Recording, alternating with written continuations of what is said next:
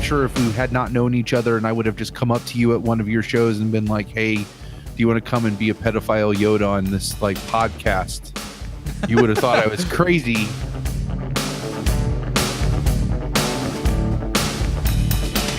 I was so ungracious about the opportunity to talk about my album. Like, oh, what do you want to know, bro?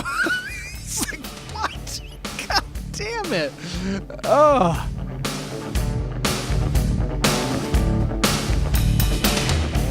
My ex-wife can still go fuck herself.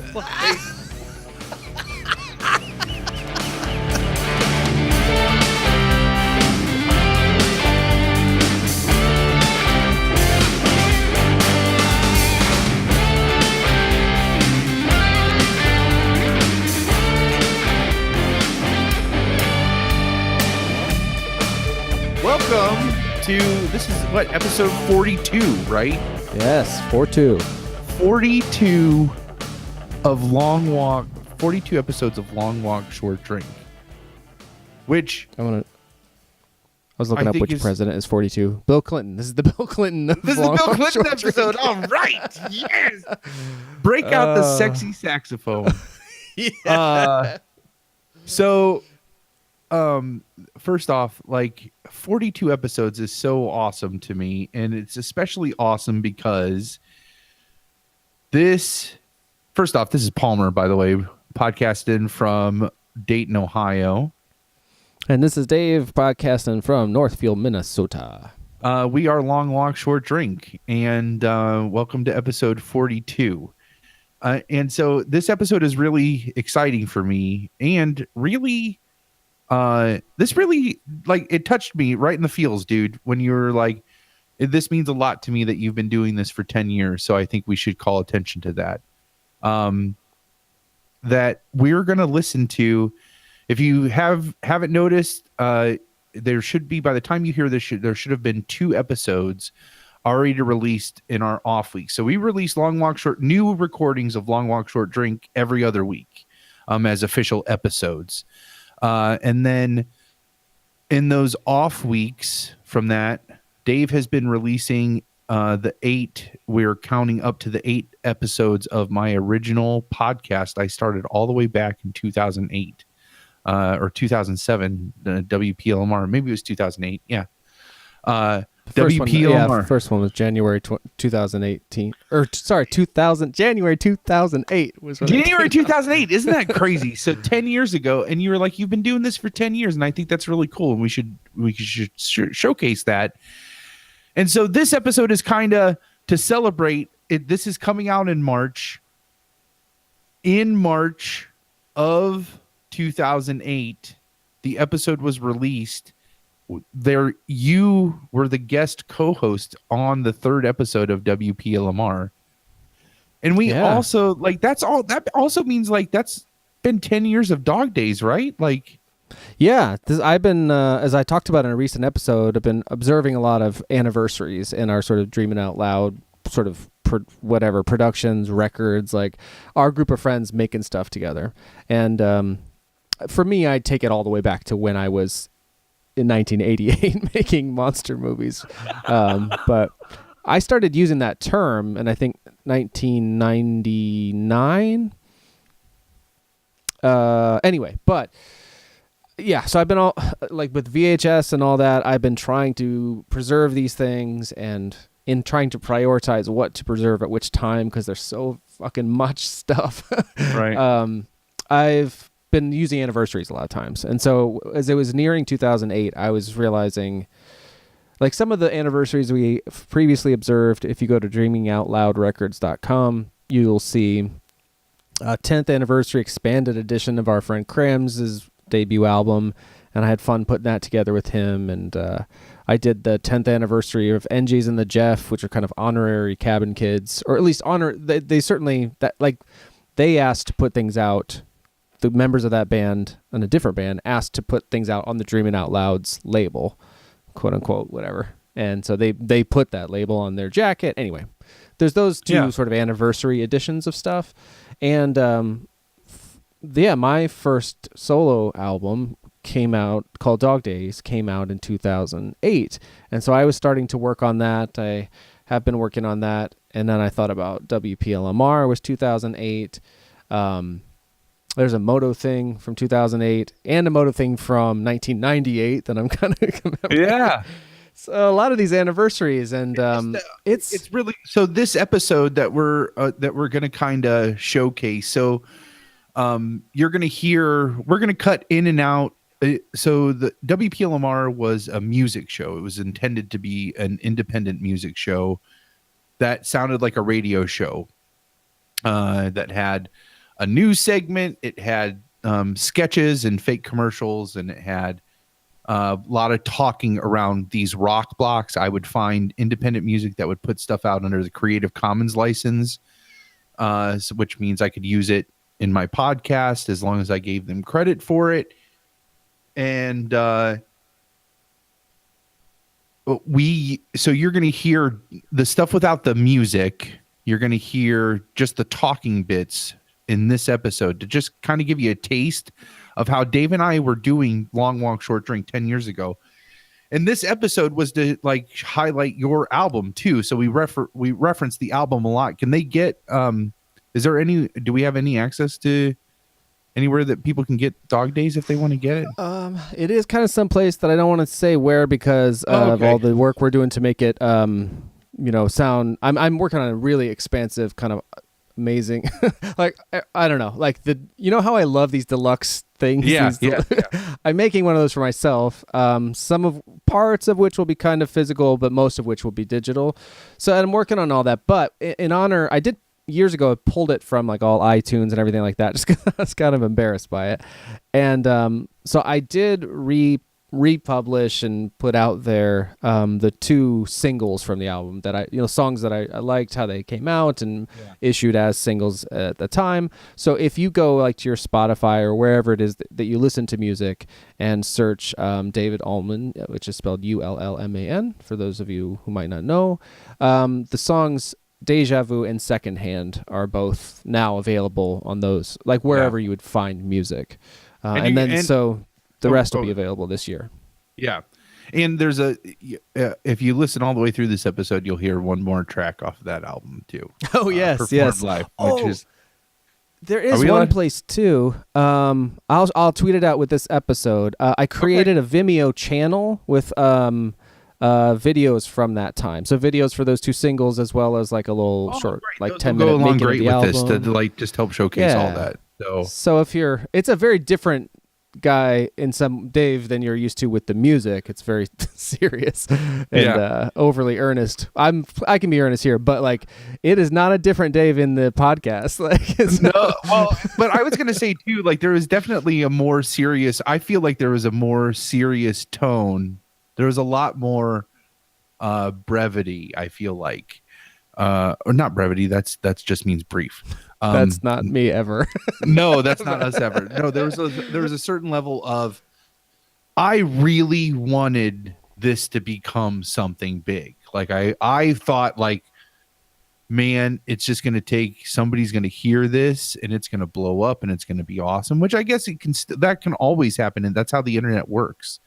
So I tried to take it really super seriously, with the crediting and all of those. There's no way I would put as much time as I put into the show notes if I tried to make that podcast now as I did then. You know what I mean? Oh, sure. Yeah. It was those show notes were a godsend. So I've been not begging. We've talked about it on the show though previously where I have every once in a while nudged Palmer about possibly getting me the raw or the highest resolution files from these podcasts. So you'll probably notice a slight difference in quality even if we're using our Google Hangout rip because they were like 100, I don't know, 120 or whatever, like and I think I only ever exported them from the projects. I never exported raw versions of any of this stuff. Well that makes me feel a little better as well, just knowing that we have the quality we could get. But the other great thing that I could never it was a bummer to me that I knew there were extensive show notes, and that was a lot of what I was hoping you could uncover, because And like the arguably, mice. a lot of the music you can't use. Like that's the whole point of Creative Commons is like it's an honor system, and so you have to give credit if you're going to use something that's released under a Creative Commons. And I finally pieced together that was part of why you hadn't released the tracks, because I had told you years ago, oh, just use the files you have. They're not going to get, and but part of that was you needed the show notes to have credit for all that stuff. And luckily we pieced that out together on the air here, like on an episode of this, Oh, did we, about the metadata? Yeah, and I said, oh, if that's all you need, then just go into iTunes and go under like the song I forgot info. we did that. And that's where it was. He put them in the lyrics, and it was like the entire, like he would write a blog post essentially, but it was all embedded in these MP3s that I had for 10 years. So I was like, really? So I went to iTunes, I right clicked, and there it all was. And so where we're actually publishing the ones that have music is not in our podcast feed, because anyone who does listen to our show, I'm guessing you listen because you like the dynamic of the two of us, right. And I didn't want to disrupt that with kind of this radio show. And we're playing this one as we are for you today because it literally is the two of us just from 10 years ago. But you can find the full podcast that Palmer created by himself 10 years ago. Today, now you can find them on mixcloud.com/DOL records. You can also find there the Long Walk Short Drink soundtrack. And that's kind of like SoundCloud for people who make mixes. And in some ways, the WPLMR is like a mixtape of sorts. It just has original content interspersed as well, like the sketches. And so, and actually what I did is I downloaded the Mixcloud app. I don't think it takes up much space. But if you do that, then like on your phone, as it switches to the tracks, I mean, I had to go in and edit the metadata in Mixcloud, which is fine. It's a pleasure to, though, be able now hit a button. So I've got your original like opening paragraph because it only allows for so much text. And then if you hit the drop down, you can see what the track list is with the music and stuff, as well as what you named the sketches. And then if you listen on the Mixcloud app, you can it'll switch with the song, the credits of what you're listening to. It's pretty cool. That's so awesome. I'll continue to post those there for the run of this of WPLMR. I don't know what you would call it, version 2 or version 1. Version 1 of the podcast. Yeah, version 1 of the podcast. And that, I mean, because I will never put those mix CDs out outside of our group of people. Those will never see the light of day. The original ones. Yeah. Right. Even this one, which you guys are going to hear in some of the stuff, like it's man. So some of it is really cringy. Like we should just be upfront and honest. Like we're 220, like we were 220 something guys. This was 10 years ago. Mm-hmm. So we were in our, I was 27 years old, and probably me too. We were possibly both 28 or. We were both divorced by that time. I was living in my sister's basement. That's where we recorded this.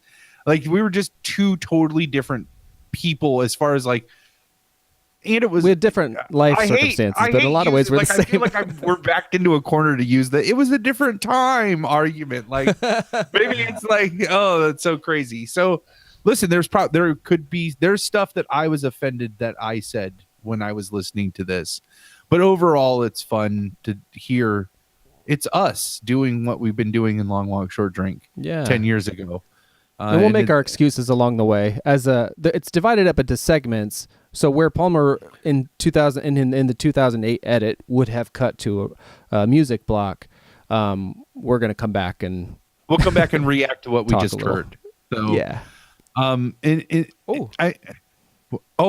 open a beer. And then, sorry, what were you going to say? Or were you going to give another preamble? Because I figured we could crack a beer. I was going to say too, like they probably won't hear very much from us while it's playing, unless if you absolutely need to chime in, just unmute and say something, because it would like.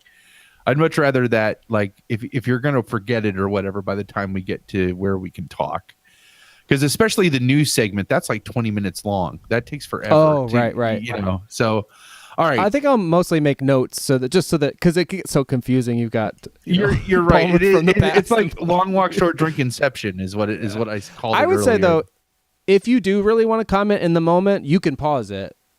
I'd say let's minimize that, but you can totally do that. Let's just wait until the breaks. I think that's the best way to do it. So, all right. Let's crack this, and then we'll get rolling. On 3. Okay. 3. All right, buddy.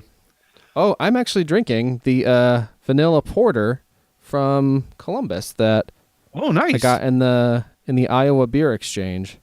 Fantastic. When, we recorded episode 37.5? No. Yeah, The Last Jedi. Yeah, The Last Jedi reaction. 36. It was at 36.5. Yeah. I'm drinking a good old standby PBR. All right. Cheers. All right, let's hear us from 10 years ago. Yeah, so this is WPLMR episode 3, March 2008.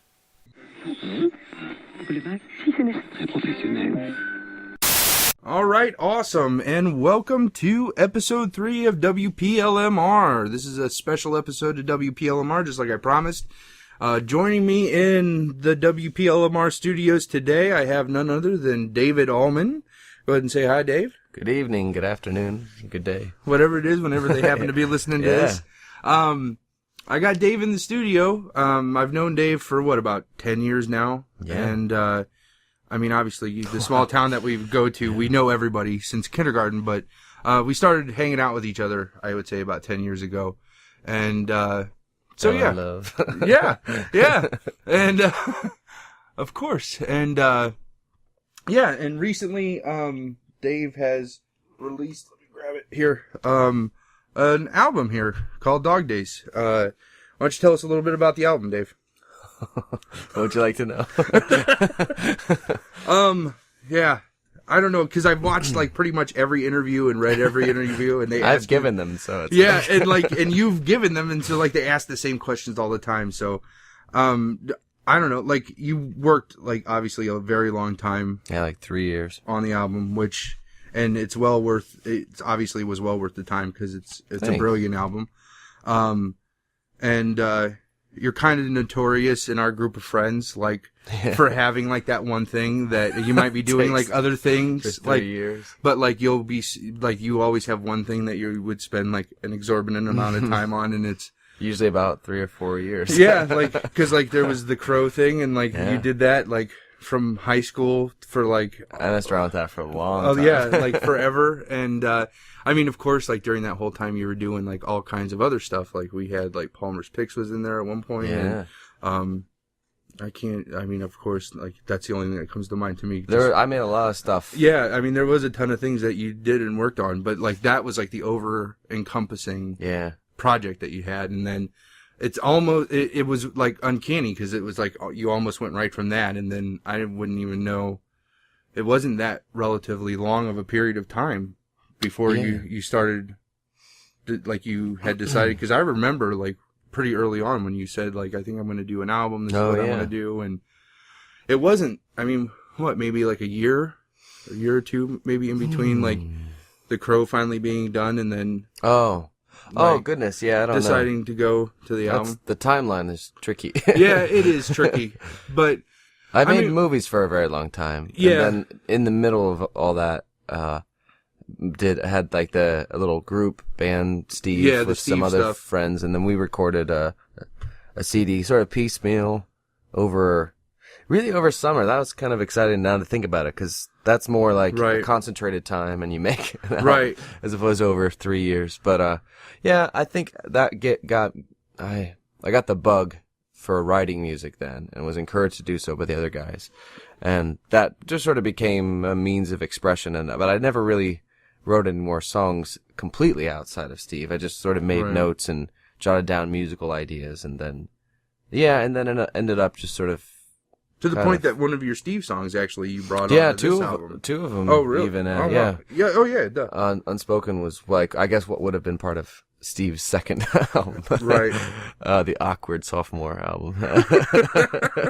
As the first one wasn't awkward enough. But Yeah, no, I've been very much focused on music the last few years, and then playing it out and all that. I have to tell you, I don't know if I've ever told you though, but like I've kind of been trying, not religiously, going to to all of your shows, but I have I remember being at like one of the first shows you did at Susan's in Kent, and then obviously now like to the CD release party, which if anybody listening was fortunate enough to be at that, it was an amazing show. I don't remember a good portion of it because I was buying beers like 3 or 4 at a time. But what I do remember was awesome, and that there was a lot of chicks with good racks there, which was great. Yeah, that does happen. But women have boobs. Yeah, they do. But anyways, but yeah, like you've definitely, I think, grown as a performer, like in that time, like, cause like you literally like, I don't know, there was times like where you were scheduling family things around playing out as opposed, like not necessarily, and not even just like family things, but like, just like normal everyday life things around playing out. Like it was like I would say like there was even like a solid like 2-year period where like playing out was like that was your calendar and everything else went around that. And the only reason it's not that at the moment is because of the CD release party. Right. It was like, I'm trying to get back to that because, you have to be out doing that. It does wreak havoc though on your social life. Now, do you find as as an independent artist, like, do you think that's the easiest way to get your sound out there is like just by going to like the coffee shops and the bars and the, anywhere that's willing to like have like put you in a corner with your stuff and let you play for an hour or two? Like, yeah, I think that's the only way, really. I mean, granted the internet and all that, but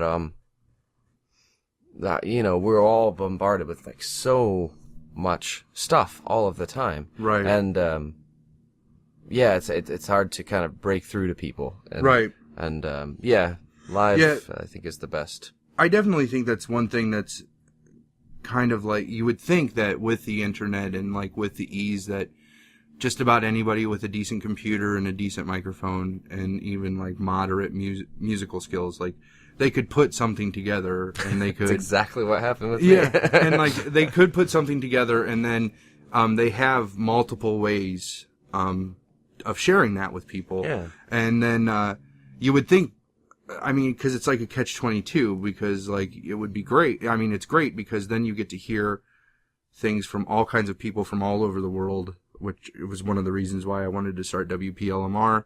But then you get to find like those diamonds in the rough. Like you have to sift through like a lot of like very, I don't know the nicest way to say it, but like very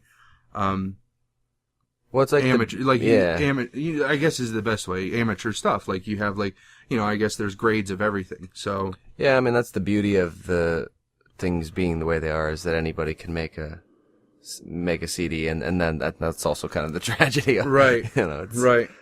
And it is a catch-22. And we'll talk more about that later, because there are things that are beliefs that I have, like with the way things are going towards the music industry. But all right, well, tell us, like, give us all the nitty-gritty stuff, like the plugs and everything. Like, where can they go to find out more about like your gigs if they're in the area and all that stuff? Where can they get copies of your CD or like downloadable stuff of your music? All that stuff. Well, I think the gateway would be my own website, which is barely there, but it has the links to all the places. So www.davidullman.net is where they would go. And then you can link to buy the physical CD from there, from like CD Baby, a great distributor. And then also I think there's a link right there for the iTunes. And then there's another link on there that's for some place called Dig Station. Okay. I think it's a smaller link, and it's on the MySpace page too, much bigger.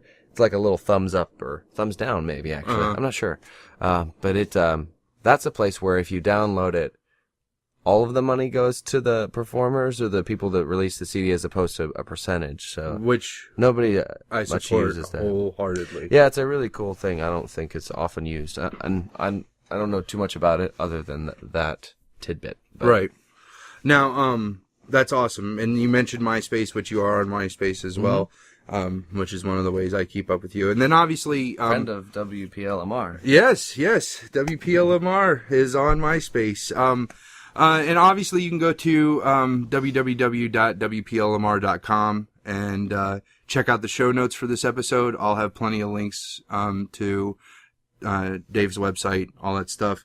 If you are going to search any of that stuff, just make sure it's 2 L's, Ullman. Yes. And Man. Yeah, man. Ullman. Yeah. Depending on the inflection you want to put on that. So awesome. It's going to be a great episode. We're going to have a ton of great music. I'm actually going to be featuring the start of each block of music is going to have a cut from Dave's album, Dog Days, on there. So you'll get a good little sample of that. And maybe later on this episode, we might hear a little bit of a live performance from Dave, which will be a first for first everywhere for WPLMR. First, like, guest in the studio, all that stuff. This ultimately would be like my hope to do things with WPLMR is to get, artists who are willing to come on here and share their music. They want to get a little bit of exposure, can come into the studio and they can record an episode with me and we'll focus on their music and talk about it. And they get to do sketches, which you're going to hear from Dave and, all that stuff. And, which trust me, they're going to be amazing when you hear them. I can't wait for you to hear them. But, yeah, so without further ado, let's go ahead and get started. The first song we're going to be hearing from Dave is called Half Light. So let's go ahead and get the first block started. And, we will also be hearing, from Large Productions, Day One, A Porno, Behind the Screen, and that would be it for that first block. So, without further ado, let's hear Half Light by Dave Ullman. Hello, and welcome to Hardline EBC, the Empire's hardest-hitting news show. I'm your host, Chris Starkiller. Tonight, our crew finds itself in a backwater system on the fringes of the galaxy. The small Tatooine system is a desolate one, where you will never find a more wretched hive of scum and villainy. The sting you're about to witness is probably one of the most shocking we have ever seen at Hardline. Our sting focuses around a being whose age is estimated to be well over 900 years old. He goes by the screen name of Jedi Tripod 187. He's traveled well over 12 parsecs from the Dagobah system to visit our decoy, who has posed as a 13-year-old girl with possible force sensitivity. Let's see what he has to say for himself. So let me get this straight. You've traveled quite a distance to have a chance meeting with this 13-year-old girl. 19 said she was. Really? See, I have transcripts where she explained her age to you quite clearly. And I quote, "You start out the conversation by asking how old you are. Her response to you was 13, but sometimes people say I could pass for 16. You go on to ask her what it is doing you like. She replies to you, oh, you know, going to Tashi Station, they have the best power converters. Bullseyeing Vomp Rats in Beggar's Canyon, trying to sneak into the cantina. What I really wish is that I could get off this rock so I could join the Jedi Academy. To which you reply, full of metachlorians, are you? She says, no, unfortunately. At that point, you wrap the conversation with, want to be, would you? That's not the, nicest way that I would normally talk to a 13-year-old girl, and, the rest of this conversation I can't even read on the air. Now, I do have to let you know, I am Chris Starkiller from EBC's Hardline. You're currently on network television at this point in time. Oh, wait, put your cameras. The Jedi you seek, I am not. Your mind tricks won't work on me. I am half Huttese. Now, tell me, what is it that you do for a living? Young Jedis I train. Very young, yes. So let me get this straight. You are an instructor who works with young children on a daily basis. Has that ever played a role in your student selection? Young the Jedis must be. Why Padawan when you can pad them all? Be sure to listen to the remainder of this conversation tonight on Hardline ABC. Chris Starkiller reporting. WPLMR, predator free since 1962. Oh my goodness. Holy shit. Meanwhile, back in 2018. I know. Oh my God. Man. So I want to say some things about the interview too, but we have to talk about that sketch first. So I forgot all about that sketch. Usually when people ask me about WPLMR, I am really proud of the sketches, all the sketches. Most of which I came up with on my own. I wrote them. I did all the voices in them. I modulated my voice to like do the different characters. I found all the sound. There are Creative Commons open source sound effects, and so all of those were credited the same way inside of the show notes and stuff for the episodes. I was super proud of those sketches. But one of the sketches from this episode, which we'll hear later, is one that I always would be like, that's the one I was proud of. But I'm listening to this, and this one that we just heard, and I was trying to explain to Ash too, like you have to remember, like when we recorded this in 2008, that we had assumed we saw all the Star Wars movies we were ever going to see at that point in time. Oh yeah, we didn't get right. We're post prequels, but yes. Yeah. And so like no idea about the Disney thing. So please, Disney, Jesus, do not sue us for this crap. Right.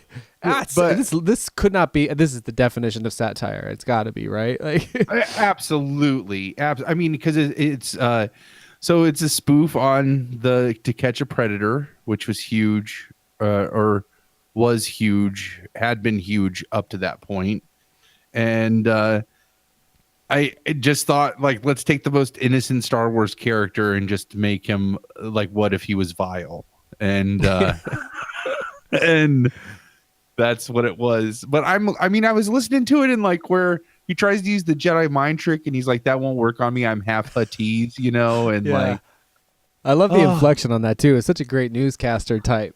Aside, or like kind of brushing him aside. Yeah, like man, and your Yoda is like spot on. Thank you. That was one of my notes. I was like, I'm pretty proud of my Yoda impression. It's so good. Like it's so like the whole sketch all around. Like I wish that this was one that I would have remembered more because it's just so good. Yeah. So I really dig the I mean, I will probably hear more of it in like your favorite, but immediately I was struck by the production of it, especially the fact that you did all this yourself. Well, not really much background in production. No. But like great instincts about like the crickets, the differing characteristics of like the voice over as opposed to the sound of the voice in the field, supposedly cutting to the field. And oh yeah, I'm like you create a space. Like it was pretty great, and I was impressed. I enjoyed it so much hearing it recently, and of course just right now. Yeah. I have a couple. So how I know that a big part of the podcast at that point was to have music, but yeah. Where did the impulse to have sketches come from, and how did you sort of keep track and map them out, and how much of it was truly scripted? Let me just ask like 7 questions in a row. Well, it was a dream of like being. So I had this dream of sponsorship and being able to mix these sketches. Ultimately, would have been mixed with true sponsorships, and then it would have become this like just this Saturday Night Live thing. I knew I didn't have the talent or the motivation to just do a full comedy show. I didn't think anybody would want to listen to me. I still don't think anybody wants to listen to me for hours on end just talking. I loved music, and I loved what music could do for me. And so I just wanted to share that, and while mutually using independent artists to help fill out a podcast around my comedy and commentary. I would also then mutually be giving them exposure. And, you were on and I know like you were a friend. I'm sure if we had not known each other and I would have just come up to you at one of your shows and been like, hey, do you want to come and be a pedophile Yoda on this like podcast? You would have thought I was crazy. That might have been a hard sell, but I totally would have come on the podcast as the first part. But I did actually. There was actually a band that one of the bands that I showcased on one of the episodes. They were on a rock block, and they just happened to reach out to me and were like, "Hey, we heard. Thanks for using us on your show." And I replied to them. I was like, "Would you be interested in coming on and doing an interview?" And that they did. Like 2 of the members came on. They like interviewed us, and they gave a new song. I got to play one of their new songs on the show, and like that was like the height of WPLMR for me. Like that was everything I wanted it to happen. Like an artist sought me out to give me more content and help fill. Knew they were getting exposure from what tiny audience I had. It was awesome. So, that artist, Convey, right? Convey. Yeah. So when I put up the first one on the Mixcloud site, which is again at mixcloud.com/DOL records, I listened through through the site and watched the tracks change. And I'm like, who's this now? And I looked at my phone as I drove. But I was struck by, because my favorite thing about the podcast was always your contributions. Like I just wanted to hear my buddy. Yeah. I always have a tough time with new music. Yeah. But it helps to have whoever it is recommending. That's why I love to get mixes from people. Right. And I loved your mixes that were on CD before that. I appreciate your taste, and your interest in it gives me an in. So, but nonetheless, when you're looking at like an 80-minute thing, or you just want to reminisce a little, I have at times not listened to the music or been excited about the music, but I just put it on for a drive, and I was really pleasantly surprised in that first episode. I enjoyed the music. I enjoyed the variety. Yeah. I enjoyed the selection. I think I particularly liked Convey's song. It was so really fun to like. So the feedback that you gave right there about how I liked the parts of you talking and I more than the music, and I would sometimes I would skip over the music. I thought nobody would want to listen to me for 2 hours just talking, and I couldn't imagine. I'm still bad about ums and likes, but listening to this is almost painful for me all the times that I like, because I just wasn't comfortable in front of a microphone, and really the genre and the format was just like so new to me. And so a lot of that was tension and nerves. But I think that, where was I going with that? Fuck. I don't want you to lose your train of thought. Yeah, you had said, what did you say leading up to that? Oh, I think you were getting to your feedback was often that people wanted to hear it was you. awesome. They wanted more talking. And it was really disheartening, because why the podcast just failed was it was too much for one person to do. It just couldn't happen. Which is why I've been so adamant about throughout the production of this show, like it should never be work. It should always be fun, and for any of the cast members, I don't want them to get burnt. I don't want this to ever seem like a burden, because then it totally defeats the purpose. So, but the music was like, I put more work into that than anything else, than picking the music, because there just is a lot of stuff that I didn't want to share. And so you'd have to sift through that, stuff that I didn't even like. And then you'd have to find something, I really like this, but would this be listenable? Would somebody like it? Would other people like it? So I would spend a long time going through and picking I usually tried to do 18 songs, 4 blocks, an intro song, and an outro song.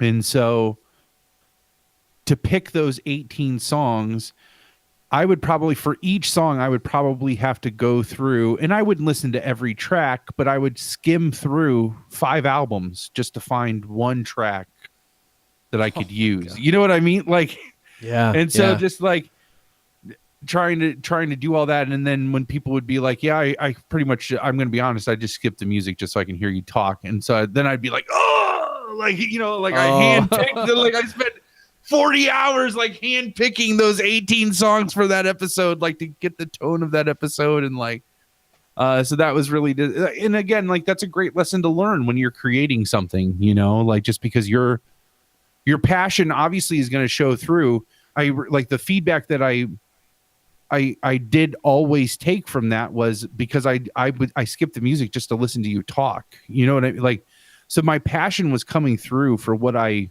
envisioned. You know, this is going to end up turning into a 3-hour long episode if we're not careful.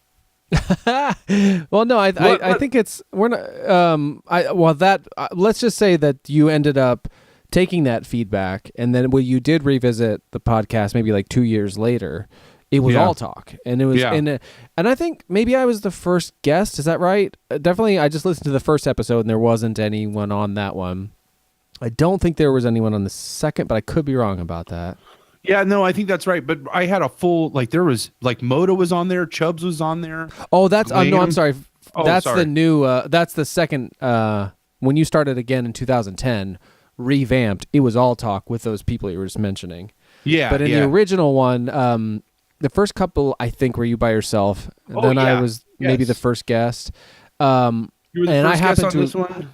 And Sarah Starr, I think, was a guest on one of the episodes. We had, I do have a couple other guests in the 8 episodes that I do. Yeah, and I think that too. I think you probably gleaned from that dynamic that it was fun to have somebody there. Yeah, and you expanded on that in that second version of that podcast that maybe we'll share at some point. But that one's super fun. I'm excited to revisit that someday myself. But first, I'm going to revisit this whole run of WPLMR. And like I said, I was surprised, and I really did appreciate the music. But it is a good lesson to learn or to take.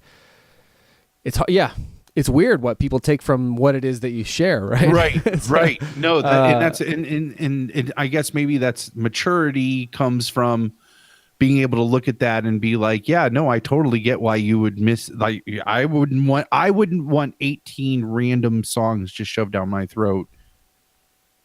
But if I enjoy listening to somebody talk, like I could totally see why you would skip over that music now. But yeah, I still would like, seriously though, I spent like, that was the showcase. That was the whole purpose of this first run of WPLMR, these 8 episodes, was to showcase independent music. Because podcasting was still relatively new too. Like it was. Oh yeah. Like most of the giants in podcasting now were not doing it then, like in 2008 when you were doing this. The only one I know of personally is Kevin Smith was doing it in 2007. Yeah. But like all the big ones, your Joe Rogans, your Mark Maron, Nerdist, all that stuff, I had not started yet. And I had learned about podcasting from an educational conference. I went there. Really? And a teacher talked about how they used podcasting to keep their students up to date on assignments and studies and all that stuff in their class. And once I realized, because I had heard the word podcasting buzzing around, I was like, oh man, like this really is an MP3 file that you put online and people get notified when you put it online. That's really all it is. Like that's how he essentially broke it down. And then like the next one I went to, the guy talked about all of these free versions of apps, these of applications that are really expensive, but they're free and they're open source. And that's where I learned about Audacity. So it was literally like back to back. I learned about podcasting, and the next one I got introduced to Audacity, and those two things, the then I was like, okay, how free can I do this, and how good can I make it sound? So I got really good music. I spent a lot of time finding good music.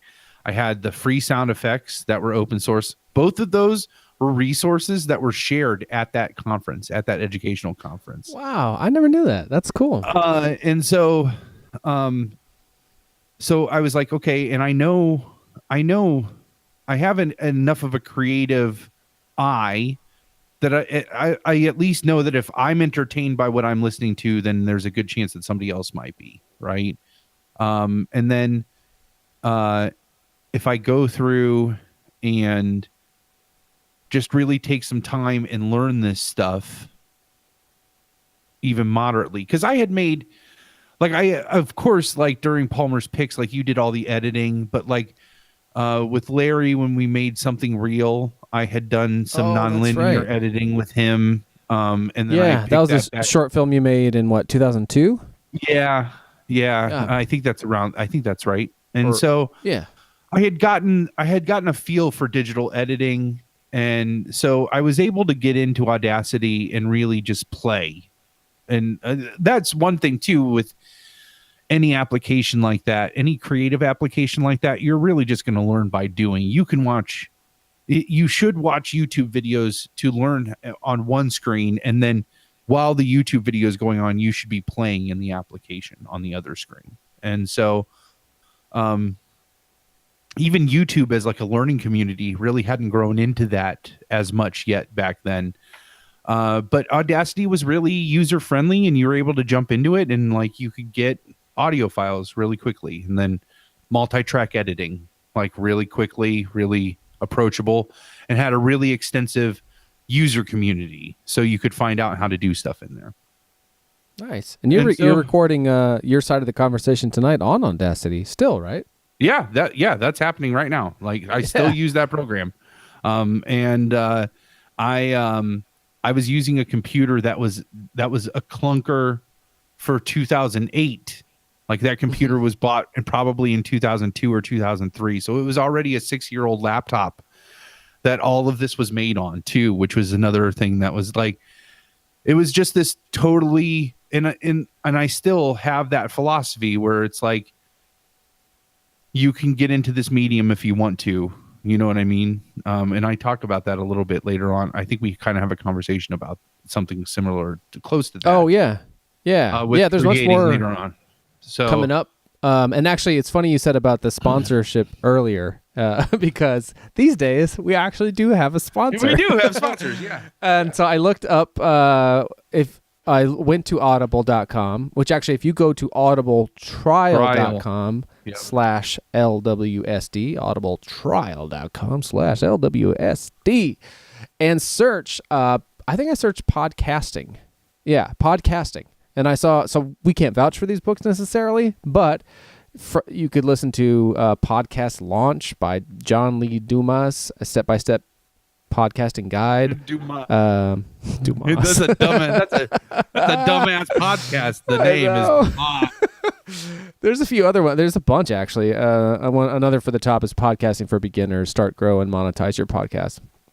Anyway, it's just so, but if you go there to audibletrial.com/LWSD, you could get one of those books for free plus a free 30-day trial to the service of Audible, on which you can get, it seems like you can get any fucking book you want to listen to, at least anyone that we've mentioned on this show.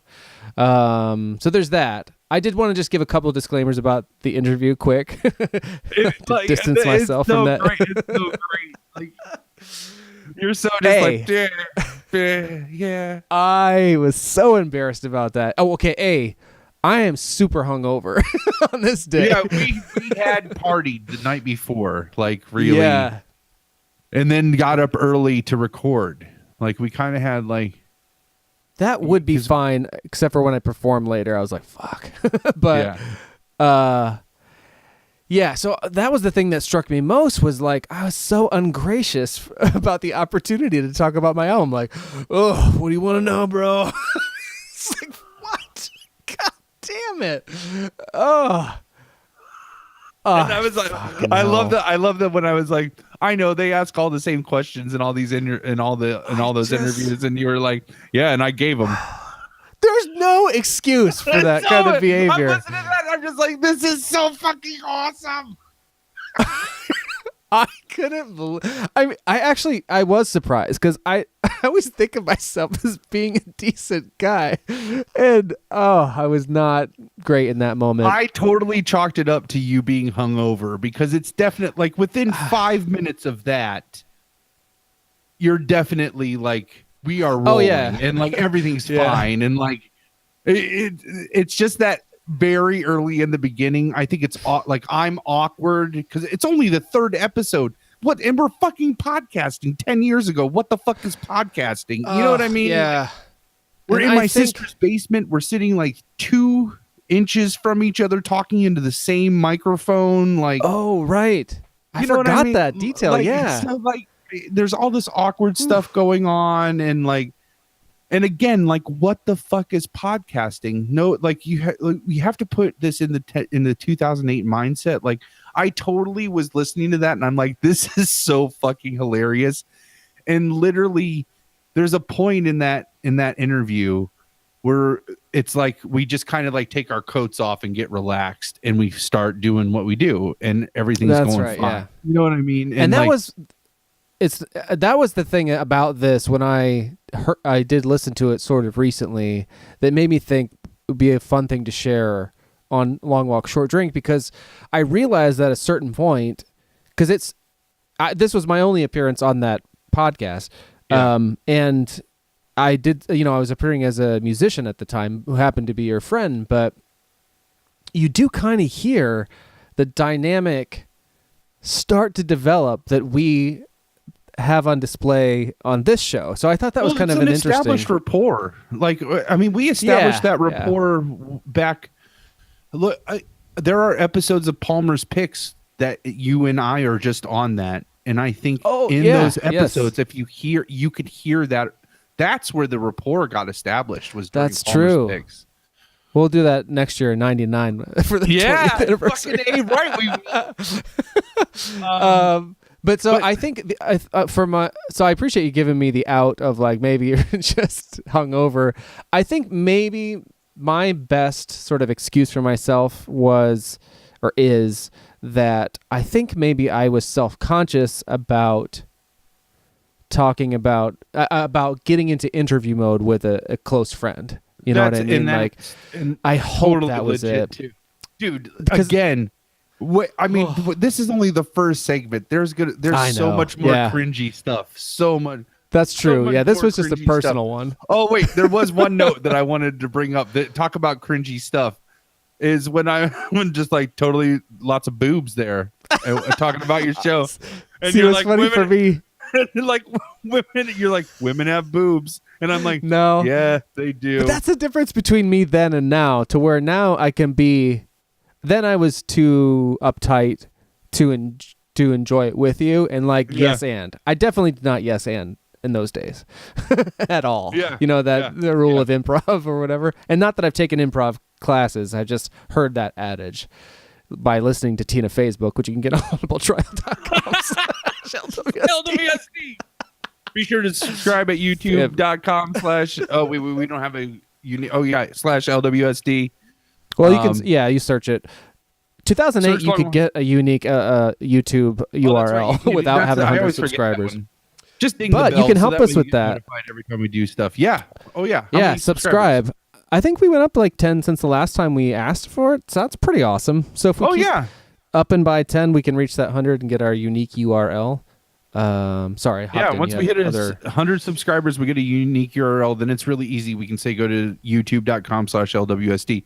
I think that would be that might help determine the winner if we like ever decided if we were going to continue to put out MP3 podcasts or just stay a YouTube show. There you go. Yeah.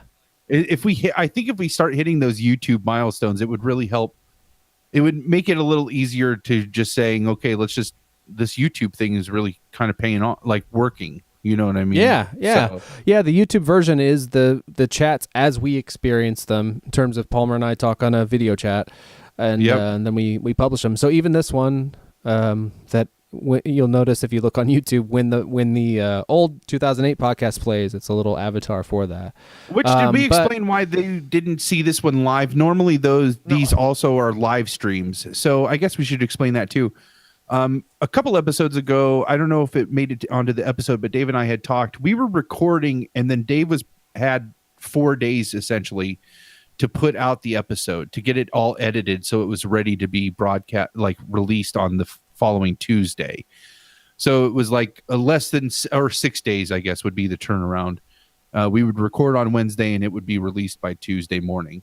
And so I had mentioned on that episode we should have a gap so that we could record on the off weeks. Then he would get a week plus those 6 days to get to edit and everything out, so he just wouldn't be under a time crunch. And so that's why this one did not get a live stream recording actually live, because it's just a private one, because we just recorded last week. So we're recording again this week to try to hit that gap. You won't know any of this. You're not going to. That's the beauty of all of this. The only thing is you didn't get to see this. You didn't have the chance to watch us live on YouTube, which is why you should subscribe. If you subscribe, you'll get notified every time we do go live and share it with you, where then you can interact with us while we're recording our episodes that get released as the podcast. Exactly. Lots of cool layers. To hear, I know, yeah. It'd be cool to hear from folks, I don't know, where you listen, why you like, if you like the YouTube, if you like the podcast. You can reach us, you can find us on Twitter at LWSDpod. Also, you could email us by sending a message to lwsdpod@gmail.com. Yep. And if you're super, right. super awesome, be sure to review us in iTunes, Stitcher, That would be wicked. And Google Play Music would be great. Also, would it kill you to tell a friend about the podcast? Because that would be That's nice. the only way we're going to get to the 100 subscribers. That's right. This is not Fight Club. Please talk about long short drinks. Oh, that's awesome. All right, let's maybe get back to 2008. Let's get to the next one. So, all right, let's hear the next. We'll listen to the next one's the news. This is the longest section. So, oh, yeah.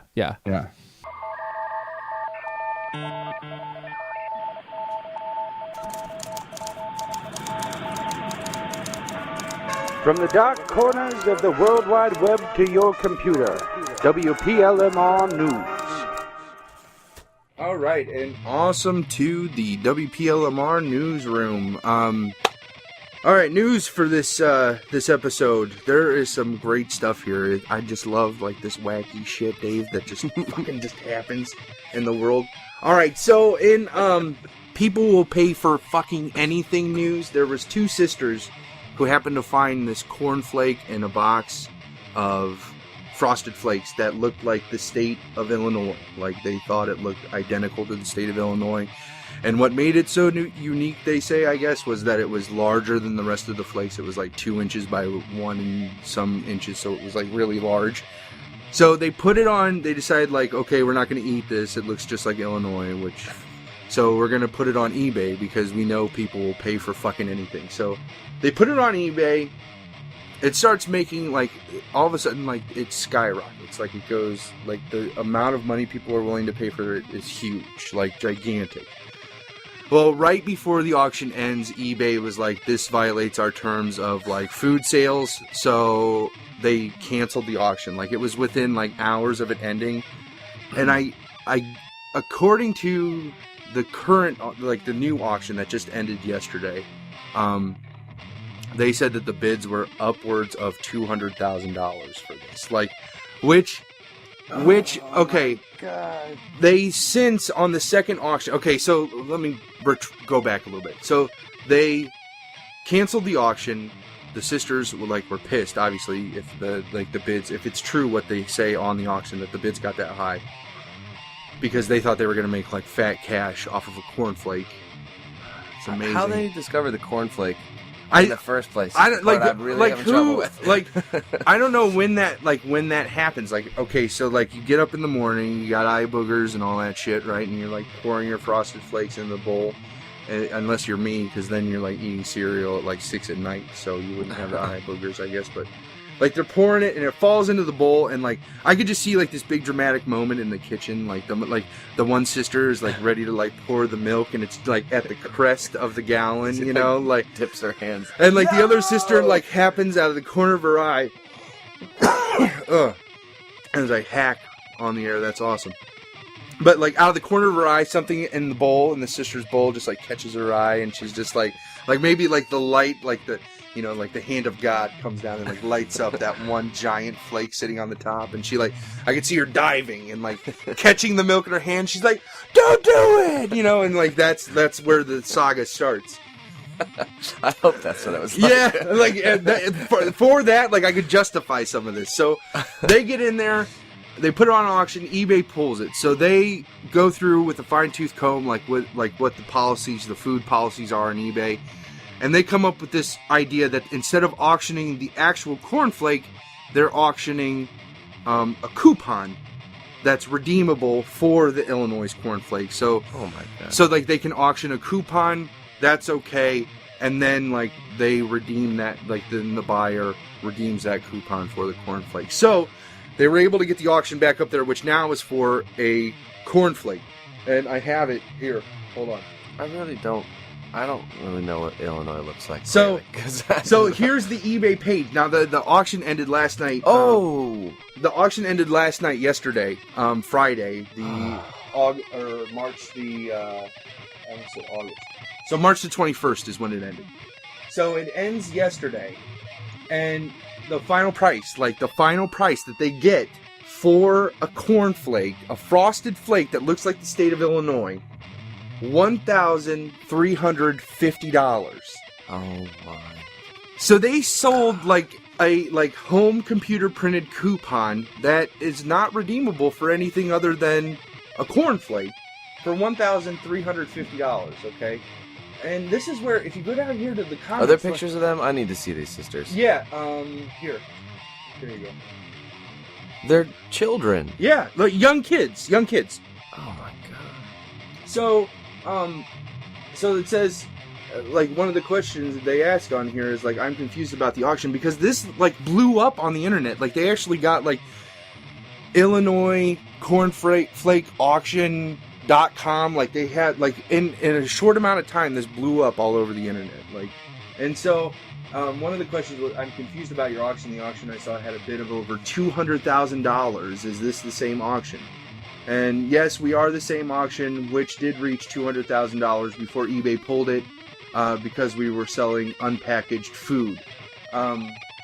So is that so wrong to sell food? I guess. But it talks about on here, like, obviously, I think, like, one of the reasons also that eBay did it was because it got too high. They couldn't guarantee the transaction. Because one of the other questions, too, is, like, how are you going to ship it? So right. And that somebody else asked that question on there, too. Like, how are you going to ship it to guarantee it doesn't break? And yeah. So, like, if I'm paying $1,300 for a cornflake, I better get the whole fucking cornflake. Like, I don't want, like, corn crumbs when it gets there, you know? Like, if I wanted that, I'd go and I'd get, like, a beat-up box of Frosted Flakes down at the grocery store. But, thanks for Frosted Flake. Yeah, Frosted Flakes are awesome. I haven't had Frosted Flakes in many years. They're great, as Tony says. They are great. Cornflakes. Yeah. I'll go with them. But, but it says on here that they had to authenticate every new bid. So I think a combination, they use the food policies as a reason to cancel the auction, which they knew was full of fraudulent. Oh. Yeah. Okay. So I'm not so smart. Fraudulent bids. I think that's how that technically worked. But in the end, though, they still got $1,300 for a fucking $4 box of cornflakes that happened to have one weird cornflake in it. So yeah. Cornflake college fun for these girls. Yep. So, okay, so that was the Illinois cornflake. In, absolutely stupid crime news, a man got sentenced to 30 days in jail for coordinating, video camming, and ultimately posting his exploits on YouTube, a taco pyramid scheme. Where him and two friends coordinated this whole thing where they contacted a local taco stand that was close to their house.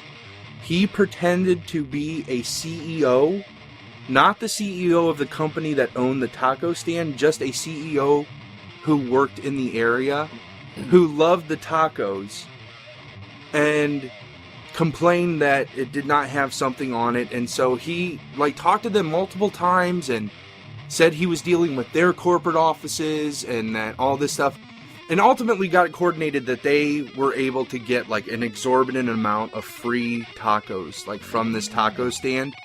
And he said he was going to send his quote-unquote assistants in to pick it up, which ended up becoming his accomplices, who went in and picked up the tacos. And then I guess the end of the YouTube video, which I tried to find, and I don't know if it got pulled or what, but I couldn't find it.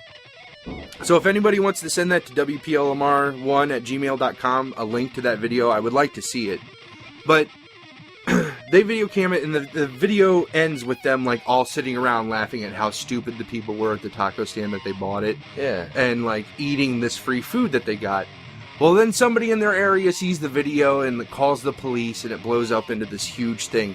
This guy, not only was he dumb enough to video cam all of this stuff and post it on YouTube, he also gave the taco stand two of his personal telephone numbers. So within minutes of the police being alerted to the video on YouTube, they were able to trace it back to this guy. And he and his two accomplices got arrested. He got 30 days in jail. I think it said something almost 5 years probation. And the cop said he was not allowed back in that particular taco stand. He could go to the other locations of that particular chain of taco stands. He just couldn't go back to that particular one because he felt that was too harsh. But he got sent to jail for 30 days for coordinating a taco, and this is one of those things where you're just okay, look, if they're dumb enough, ask for credentials, ask for whatever, don't just take people on their word. A lot of the times, especially if you work for a corporation, which I've done plenty of times, they hate to give shit away for free. But and then on his note, don't video cam all that shit. Don't give them your personal telephone numbers. You gotta be... I don't understand. I don't understand how people get away with shit if they're gonna be that dumb. And obviously this guy didn't. So... He's 32? 30... Yes, he is 32 years old.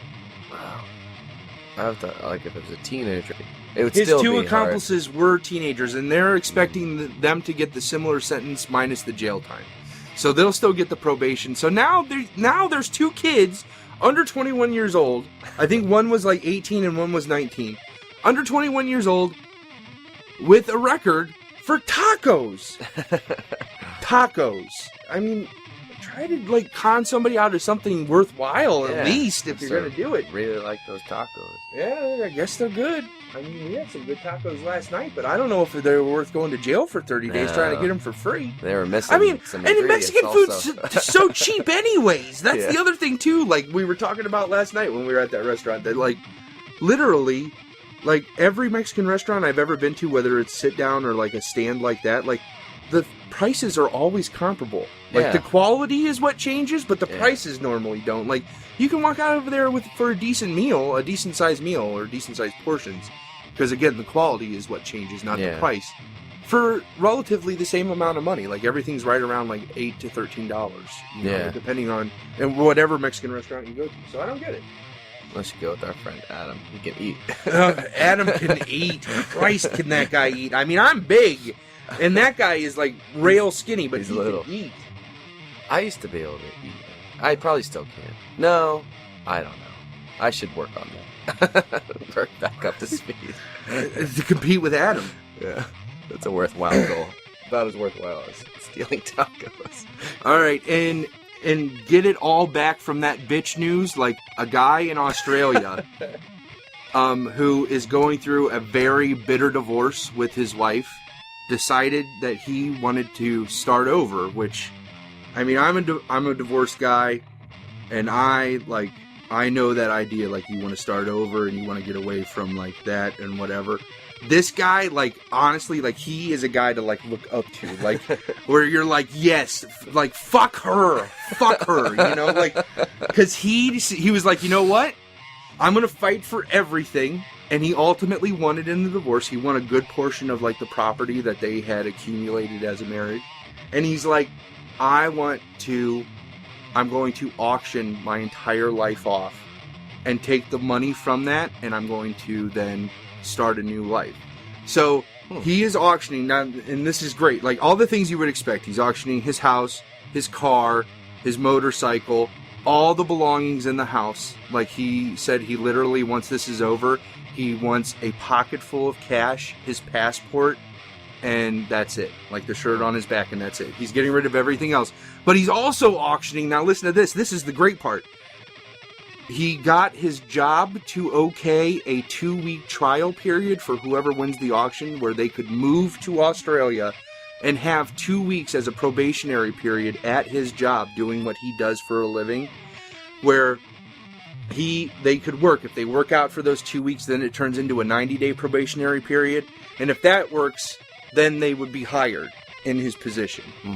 He also is auctioning a one-time introduction to all of his local friends, where he will introduce the winner of the auction to his local friends, so that, you know, and then whatever grows from that introduction will grow from it. But literally his entire life, like, because he said he was tired of being reminded of the life he had with his ex-wife.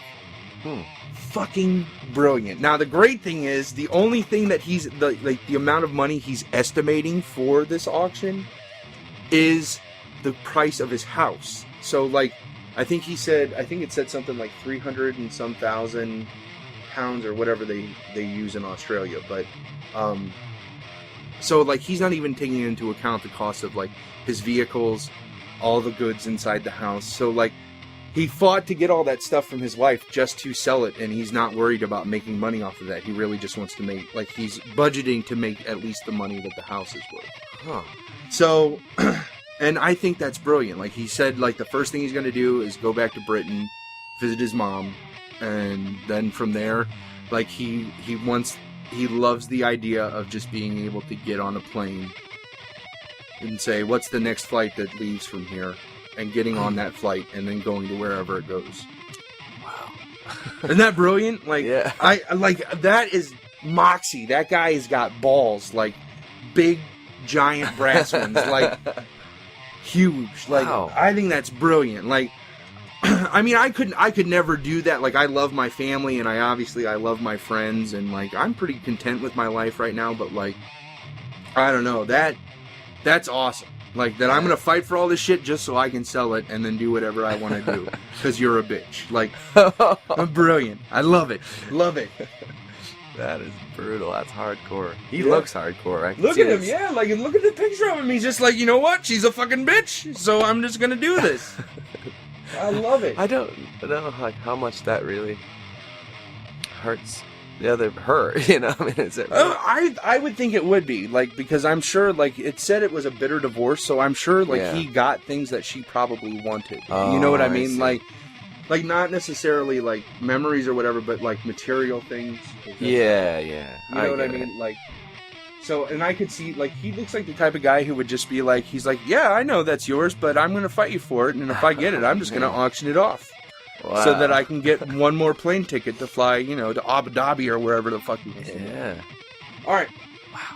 Awesome. I've saved the coup de grace for last. Like, this is the greatest story. Like, I found this 2 weeks ago, and it is the most brilliant story ever. Oh, no. All right. So, I don't even know how to start with this one. All right. Whoa. All right. This woman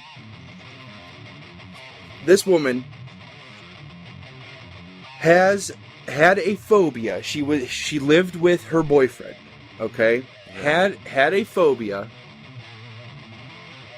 where she had senses of unease and unrest outside of her house, which would be agoraphobia, right? Mm-hmm. So she started spending more and more time in the house, and then that even wasn't good enough. So she started spending more and more time in the bathroom. Huh. To the point that she did not leave the bathroom. Her boyfriend said that she just would not come out. She would not come out of the bathroom. So all of our normal, like, relationship things occurred in the bathroom. Which probably means they fucked in the bathroom and, like, they ate in the bathroom and they talked about their day in the bathroom, which I'm sure was kind of a one-sided conversation on his part. Like, yeah. She did today. Yeah. I took a dump and took a shower, looked in the mirror for about 2 hours, and... Well, I imagine she could take things to entertain herself. Yeah. She must have a television in there or something. Now, that's not the creepy part. Like, because it gets worse. Like, if it's not bad enough that you don't live in your own bathroom, right? Yeah. She ultimately got to the point where she sat down to use the toilet. Oh. And then just didn't get up. Oh, my goodness. So, finally... I can't even, like, it's just, finally he realized there was a problem when she began to get cathartic, and, is that the right word? Lethargic. Oh, lethargic, okay. Yeah, no, cathartic is what you do to, like, relieve stress. Yeah. Lethargic, was beginning to become unresponsive, and, could not answer his questions readily. So he decided that it was time that he probably call somebody to help her with this problem. So the police come, the EMS, they call the EMS. The EMS go in there. They go to get her up from the toilet and realize that she has spent so much time on the toilet that she has actually grown around the toilet seat to the point that they had to remove the toilet seat with her, take her to the hospital so the toilet seat could be surgically removed. Whoa. From her. Grown around it? Like, she had grown around the toilet seat. Like, it had embedded into her skin. Oh, like she just sat there sort of... So, like, the title says 2-year bathroom stay. That's how long they're estimating she just sat on the toilet. Oh, my God. They talked to this couple's neighbors. Can she walk now? Or, I mean, like... They are expecting, like, she has massive... Like, the reason why she was so lethargic was because she had a massive infection that was occurring. Oh, my God. And they said that she has extensive nerve damage, which they expect her to have to then spend the rest of her life in a wheelchair. Wow. So, 2 years they're estimating she spent just on the toilet. They started interviewing neighbors who said that, yes, they remember him being in a relationship with this woman, but said they hadn't seen her in over 6 years. Wow. So, there's a window of, like, I mean, because, okay, if she did the agoraphobic thing, she could have just been milling around the house then for a year or two.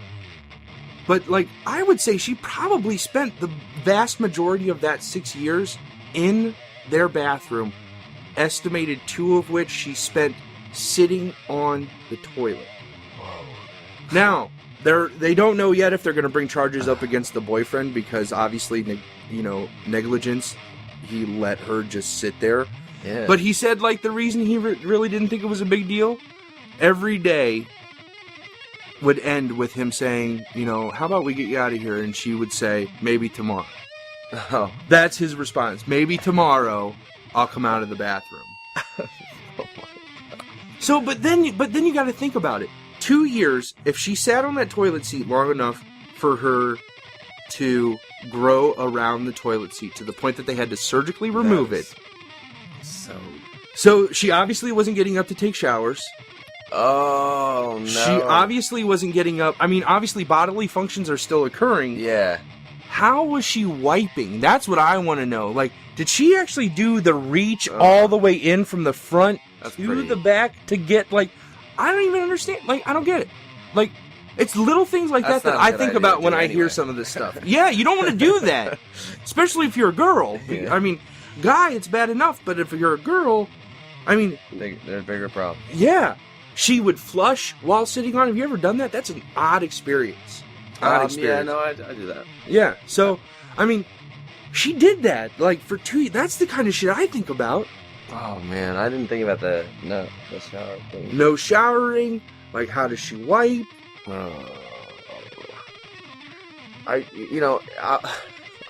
Obviously this makes me think of Lethal Weapon, as most things do. Yeah, well, of course. Remember his legs were numb and stuff? Yeah! Granted, this is fictional, but that was after like a few hours. Hell, if I get a good enough time where I'm, like, kind of into my book and I'm just sitting there, I might be done with my business, but I'm still reading my book because it's a good part of the book. Like, I'll, like, go to stand up and almost fall over because my legs have fallen asleep. Yeah. Like, she did that for, like, long enough for her body to actually begin to absorb the toilet seat. That's I'm gonna die in the toilet. Yeah! That's fucking nuts! Yeah, crazy. All right. I can't even begin. It's just outrageous. I don't even know. Like, that's just... All right. So let's get back to everything. Coming up in the next block, we're going to hear another one of Dave's songs. It's going to be If You Can. We'll also hear from Oscar Brent, Flying Saucer Industries, and Data. Oh yeah, gonna I'm hear excited Data. about that one. And then Bert Jared will be the last one we'll hear from that block. So hope you guys are enjoying the show. I'm going to tell you right now, it's going to be a long one. So, all right. We will talk to you again soon.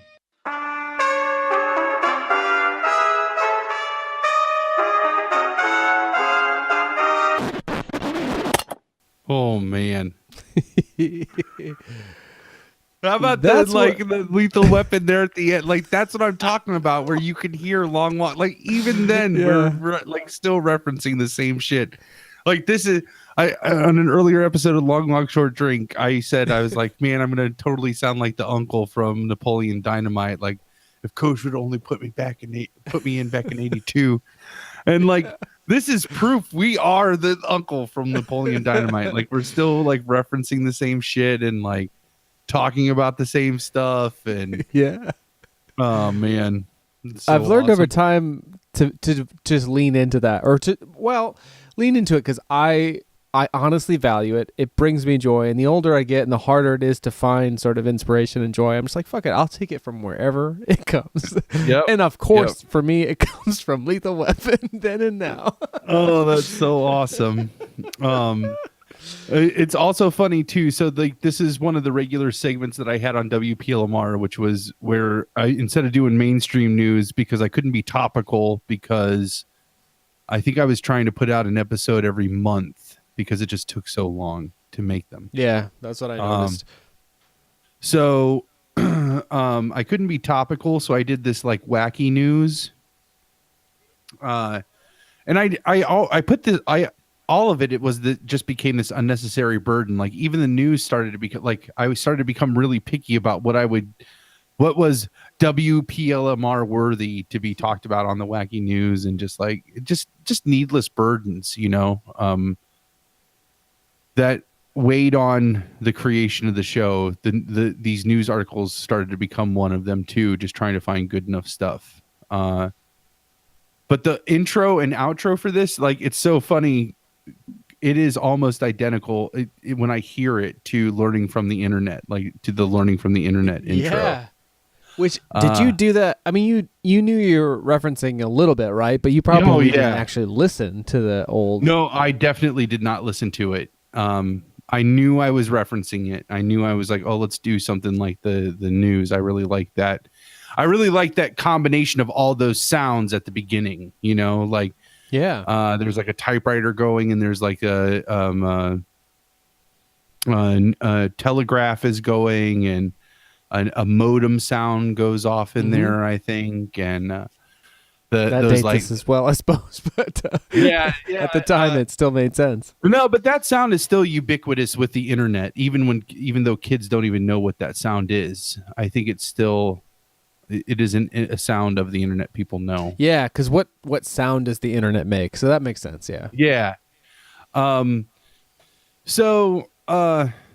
yeah, like it was really funny to just realize how close I had recreated that intro with the learning from the internet. Yeah, I love it. And the little white noise things are the same. So did you still have did you just go to the same place to get some of those noises, or I think so. Actually, I think I did go to the Creative Commons sound effects. I might have used some YouTube sound effects, some stuff in there. It was but it definitely was on my mind when I recreated it. Yeah, yeah. I love this. I love the shout out. This was definitely the segment where it started to emerge, like the dynamic a little bit that people experience now. We don't so much do news stories, but that idea of you getting, I love how worked up you get. I'm happy to like get you in that mode nowadays because it's it's fun for me. But I love your like, for tacos. Which I have a note about that. Like, so the taco scheme, it's like, don't give away corporate shit. Don't record your crime. How about just don't commit the crime? Like, I never say that. Like, how about not steal a bunch of tacos? Like, that's funny. You're in it for the logic sometimes, and I'm just like, he gets so worked up about tacos. Yeah. Well, I mean, you go through all that just for fucking tacos. Like, if I'm going to do, and then just to get caught because you put it on YouTube, that's just stupid. Yeah. The other one I made note of while we were listening is I was like, get it back from that bitch news. Oh, I have a note on that too, because my note is my ex-wife can still go fuck herself. Can I make that one of the opening quotes? Yeah, absolutely. She could fuck herself back then. She can fuck herself now. Like, she can still go fuck herself. That's fantastic. Man. Yeah, I think I was not as open back then about that. Like, in all my music stuff, like I made that Dog Days album in the wake of a divorce, a young divorce, and a short-lived marriage, and I didn't have the courage. I guess I was still too ashamed of that to actually own up to it when I talked about the album. So even as you were saying that, I didn't bring it up, and that was something I learned later too. Just that whole idea of what people actually value and what you're trying to communicate. And I learned more and more that while I was being super honest in some ways, that was like one small omission. But I just learned more and more that those things, those vulnerabilities, are strengths. And I think the thing, if anything, that people like and that I certainly enjoy about what we're doing now is just that. It's like, it's only vulnerable, you know? I mean, granted, there's a lot of bravado and we like, shout and break balls, but at the heart of it, it's you and I being very honest with each other. So yeah, I was not surprised. I remembered being evasive about that stuff at that time, but it was great. That's why it's so great that you own that emotion and where you're just like, go fuck yourself. Yeah. Like, and get it back from that bitch news. And then you got, all wound up. That's what makes that fun. Yeah. Oh man, that's so And of course hilarious. That's a profoundly gross news story, but oh man. Well, so a couple technical things too. So I chatted about the oh yeah, the heavy metal music really gets to me. So I knew nothing. I didn't even know what gating was. And I was super self-conscious on the talking parts of, I smoked back then. The logo for this actually is me with a cigarette in my mouth, a cartoon version of that. And so, and I still you made that logo, right? I'm so impressed now. I find that logo really nicely like sets up that podcast for me, or really, I don't know. I always loved that logo. That was one of my, that was another one. Like I used Inkscape, which I still use. I use Inkscape to develop the Long Walk Short Drink logo, like nice. All of this was in that what came, that was another one of those free programs. They have these free programs that are because Inkscape is an open source version of Adobe Illustrator. I just didn't have the money to buy Adobe products. And so there were all these free versions. And so I taught myself on these like not clunkier, they're very robust. I actually am starting to look at video editing software, and there's a really popular free one like that Scorsese edited Wolf of Wall Street on. It's like I forget what it's called. But it's a video editing software, and that's open source. And that one's not open source. That one is free to use. There's a difference. But there's a couple open source ones as well that I'll probably end up using when I think I came up with the idea for my woodshop channel. Oh, right. It's either going to be Big Dude Tiny Shop or Fat Dude Tiny Shop, one of those two things. Probably Big Dude. I like Big Dude a lot. Yeah, that's probably better. Like the other one's kind of funny, but you could outgrow it or come to like be like, I don't need to hear that today. When you finally get to see like my shop tour, it is teeny tiny. But I got a camera, like a GoPro camera to help. Oh, cool. Stuff like it's not a GoPro. This was a $40 kit, and it shoots 4K video for $40. Really? Like, whoa, that'll be in higher definition than this. Yeah. So, but I didn't know anything about gating, and so I felt you can hear my breathing a lot in there, and okay. That's why I played that heavy metal music. But it's so distracting to me now. A lot of that stuff I'll put backtracks on there because it helps hide like the background noise or the ambient noise of the area that you're in, you know. Yeah. It was a simple cheat. So for those of you who are amateurs like us, one way that you can an easy cheat that if you're noticing a hum, like an ambient hum, because you don't have a studio, you're just recording in a room, or if you're breathing a lot, you're noticing you're breathing a lot inside the recording, and you just can't get that.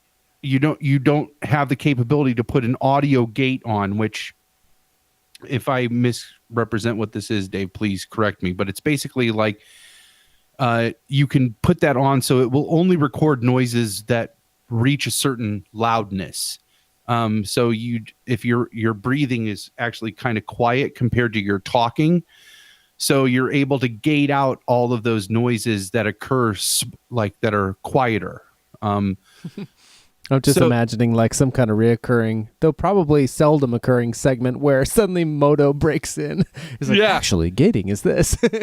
And I'm sure I'm totally misrepresenting. No, it, actually, that's I think what to it the does, best of my knowledge, that is perfect. I just started to hear that. I was like, how fun would it be for Moto to give us a little clinic? Yeah. Oh no, that would. That was awesome. very true. I would love for him to like record a little segment on gating and the importance of that. But one cheat that I discovered was that if you took a piece of music and you bottomed it out so that it was you could just hear it under the talking, it would act as like a fake gate.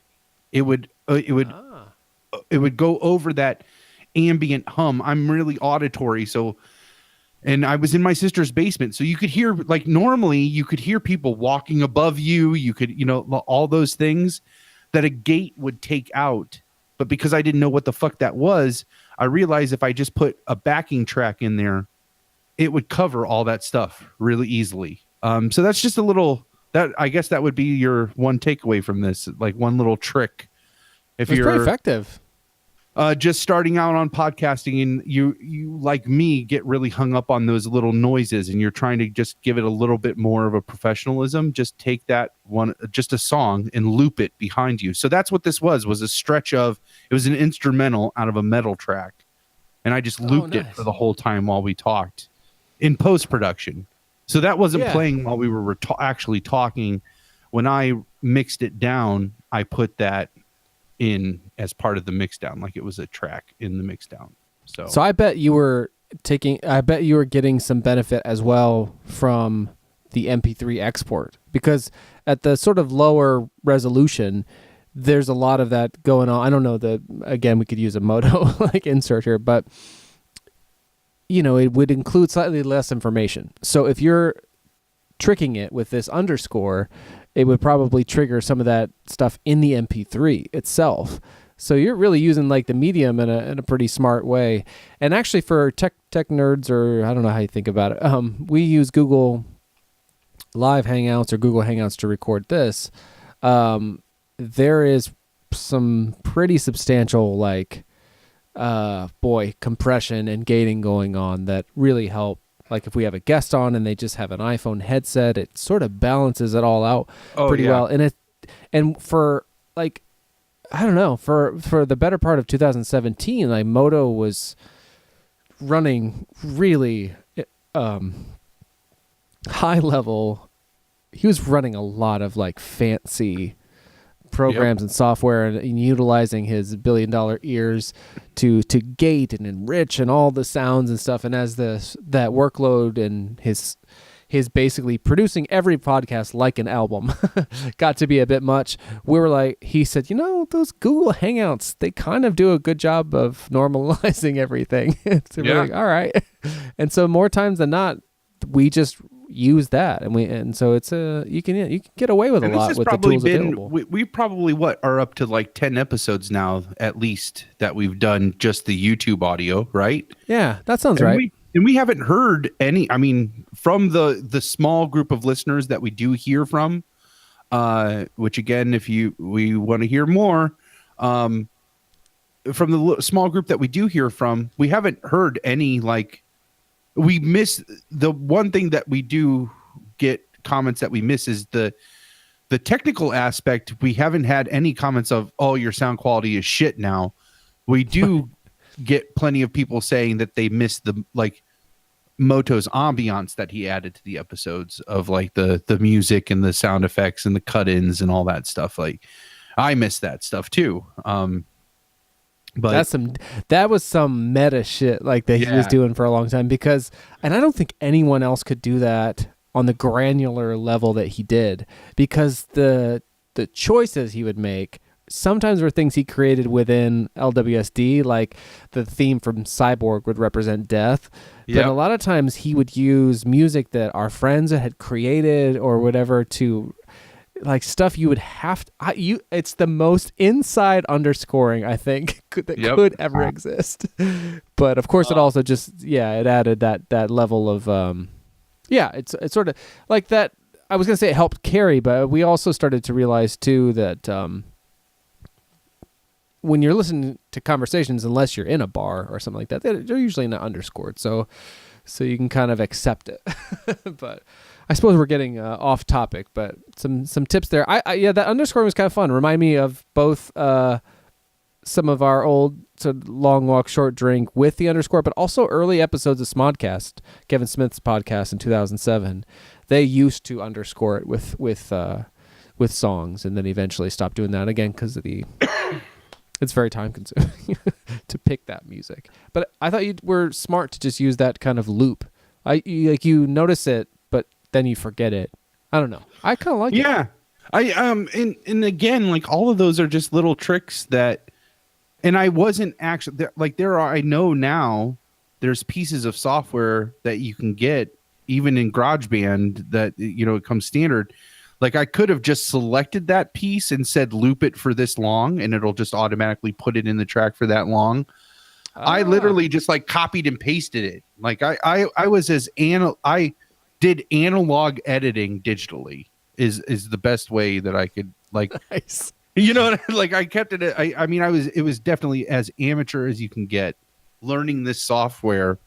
And I'm just, again, I'm not tooting my own horn. I was happy with what I was able to accomplish with it. Even now, 10 years later, like listening to these sketches, which we missed a sketch. I should have let it play. There's a sketch that would have fit into that section. We'll start the next one with the sketch. Yeah, that'll be fine.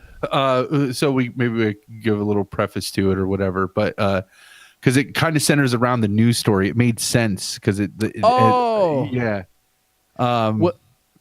Do you want me to fix that in editing, or is that because we wouldn't have commented on it? I guess. We'll preface the comments for it because we both know what sketch it is, so we can talk about it. I can't remember. Yeah, but I listened just over a week ago, but I'm sure I'll very quickly catch on. So I just remembered. Yeah. So but you're doing you do these things, and you're able to just, with a little minimal amount of learning, you can create this stuff. So if you do, listeners, go back and you listen to these other episodes, like, they sound amateurish. They are amateurs. We are amateurs. But there's, I don't know. They still hold up. I still like listen that To Catch a Jedi. It blew me away because I forgot all about that even existing, and I heard it and I'm just like, this is actually pretty funny. Like, this is a good idea. And like, it was fun. Yeah, it's weird, subversive.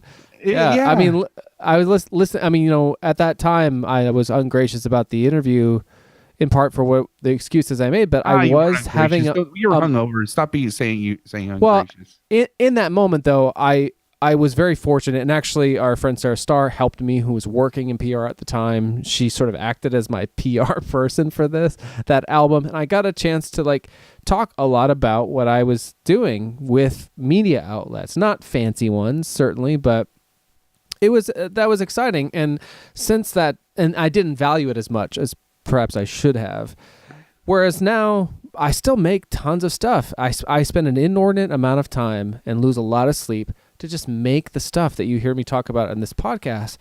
I guess including this podcast, but this podcast is too much fun to almost qualify. But whether or not you're getting the chance to sit down and talk about it and feel appreciated by other people, what I have noticed is that the real joy does come in just like you.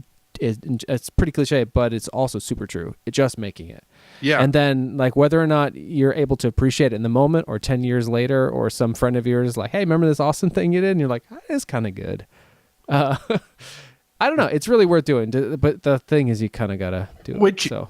And I'll embody, I think I embody that 100% because this is a guilty, I am guilty of, I enjoyed these 8 episodes of this podcast, WPLMR, that I made. I enjoyed making them so much, other than when I edited it into one track. I never listened to them. Like, as soon as they went live, they were just out there. It was like my fun was done with them at that point. You know what I mean? Yeah. Yeah. And that makes a lot of sense. I've certainly encountered that with a lot of our other friends who are. I enjoy the stuff both of my friends and myself have made. I like being reminded of that. Even as you feel like, oh man, that's this other person, whether it's me or other friends or family members and stuff. I listen to these things or watch these things that were once done, and I can relate to it myself. Being like, oh man, how did I have the courage or the drive to get out there and do that in that moment? What I guess I'd like to take from it a lot of times is that is who I am. That is who I was. That is who I still am and can be. This is you too. You did that. That's amazing. That's someone you can look up to your past self in some ways, and get strength from that. Maybe that sounds conceited. I don't mean it that way though, because I think it's easy to doubt yourself and look to other people who achieve things as well, that's for them to do. You know what I mean? Yep. So to look back and be like, I did that. And it's not to say that you need to do it again, whatever. It's just, I don't know. Those are part of why I like to reflect on #LWSD history. Now I love that. I like that hashtag got started. Because it's a good way to reference these things that we talk about on the show and can pull into our feed, Yeah. I'm just so glad that there's a self-referential thing that I didn't personally start. So thank you for doing that. Yeah, no. Of course. So the next chunks that we're going to hear. So we're going to start out with a sketch, which the sketch is called Lavatory, which is supposed to be like a fake trailer for a dramatization of the news story we just heard about the woman stuck in a bathroom.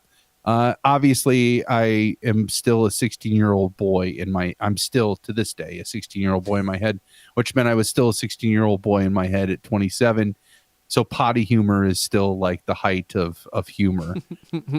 So we'll hear that sketch. Then we're going to hear a segment of us. We talk about video games for some weird reason, which that's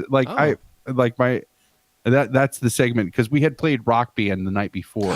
That's right. I do remember that. Yeah. And I don't know that I would remember it if it weren't for this conversation. So it's another reason to record. Twinkie, you're a gamer. For any other gamers that happen to listen to Long Walk Short Drink, like this would have been in the height of when those games like Rock Band had just come out and it was huge. Like the Christmas right before this. And so it was gigantic. So we talk about that, and I try to do these really ham-fisted correlations between being a musician and Rock Band, which are not. They're very laughable. I thought it very funny. I didn't catch that. I'll listen for it, but I didn't feel that way, and I've heard this a couple times recently. And then we'll end on another. There will be another really good sketch.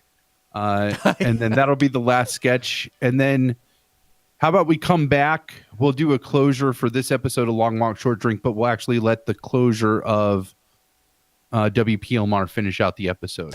Oh, I like it. Does that sound good? Perfect. So you'll hear from us one more time.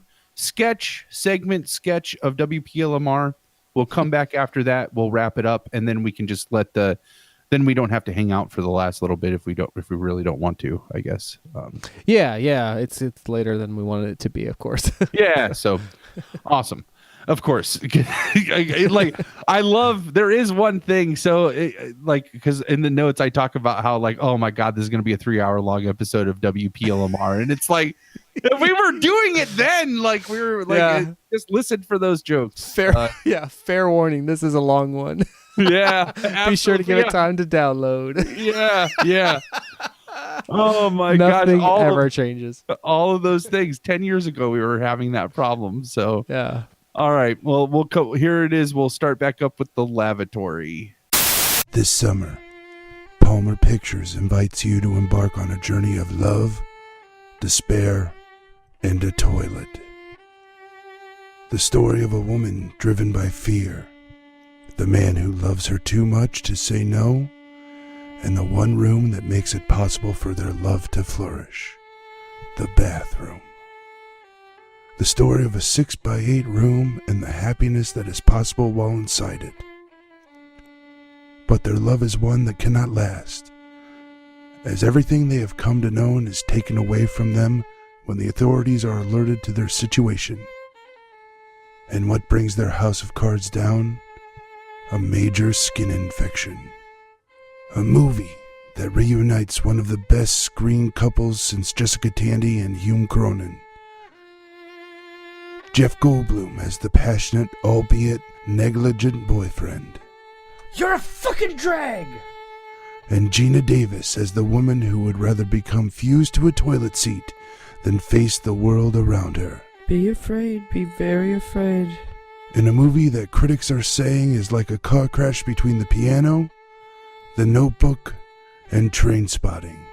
If you have ever loved, or have ever felt compelled to live in a bathroom, be sure to see The Lavatory, December 2008. WPLMR. Wake the fuck up, people. Oh, man. Gata, that stuff is great. Gonna be stuck in my head for quite some time. Yeah, I just love it. All right, that's the funny thing. Like when I'm picking the music out for welcome back, by the way, everybody. Sorry about that.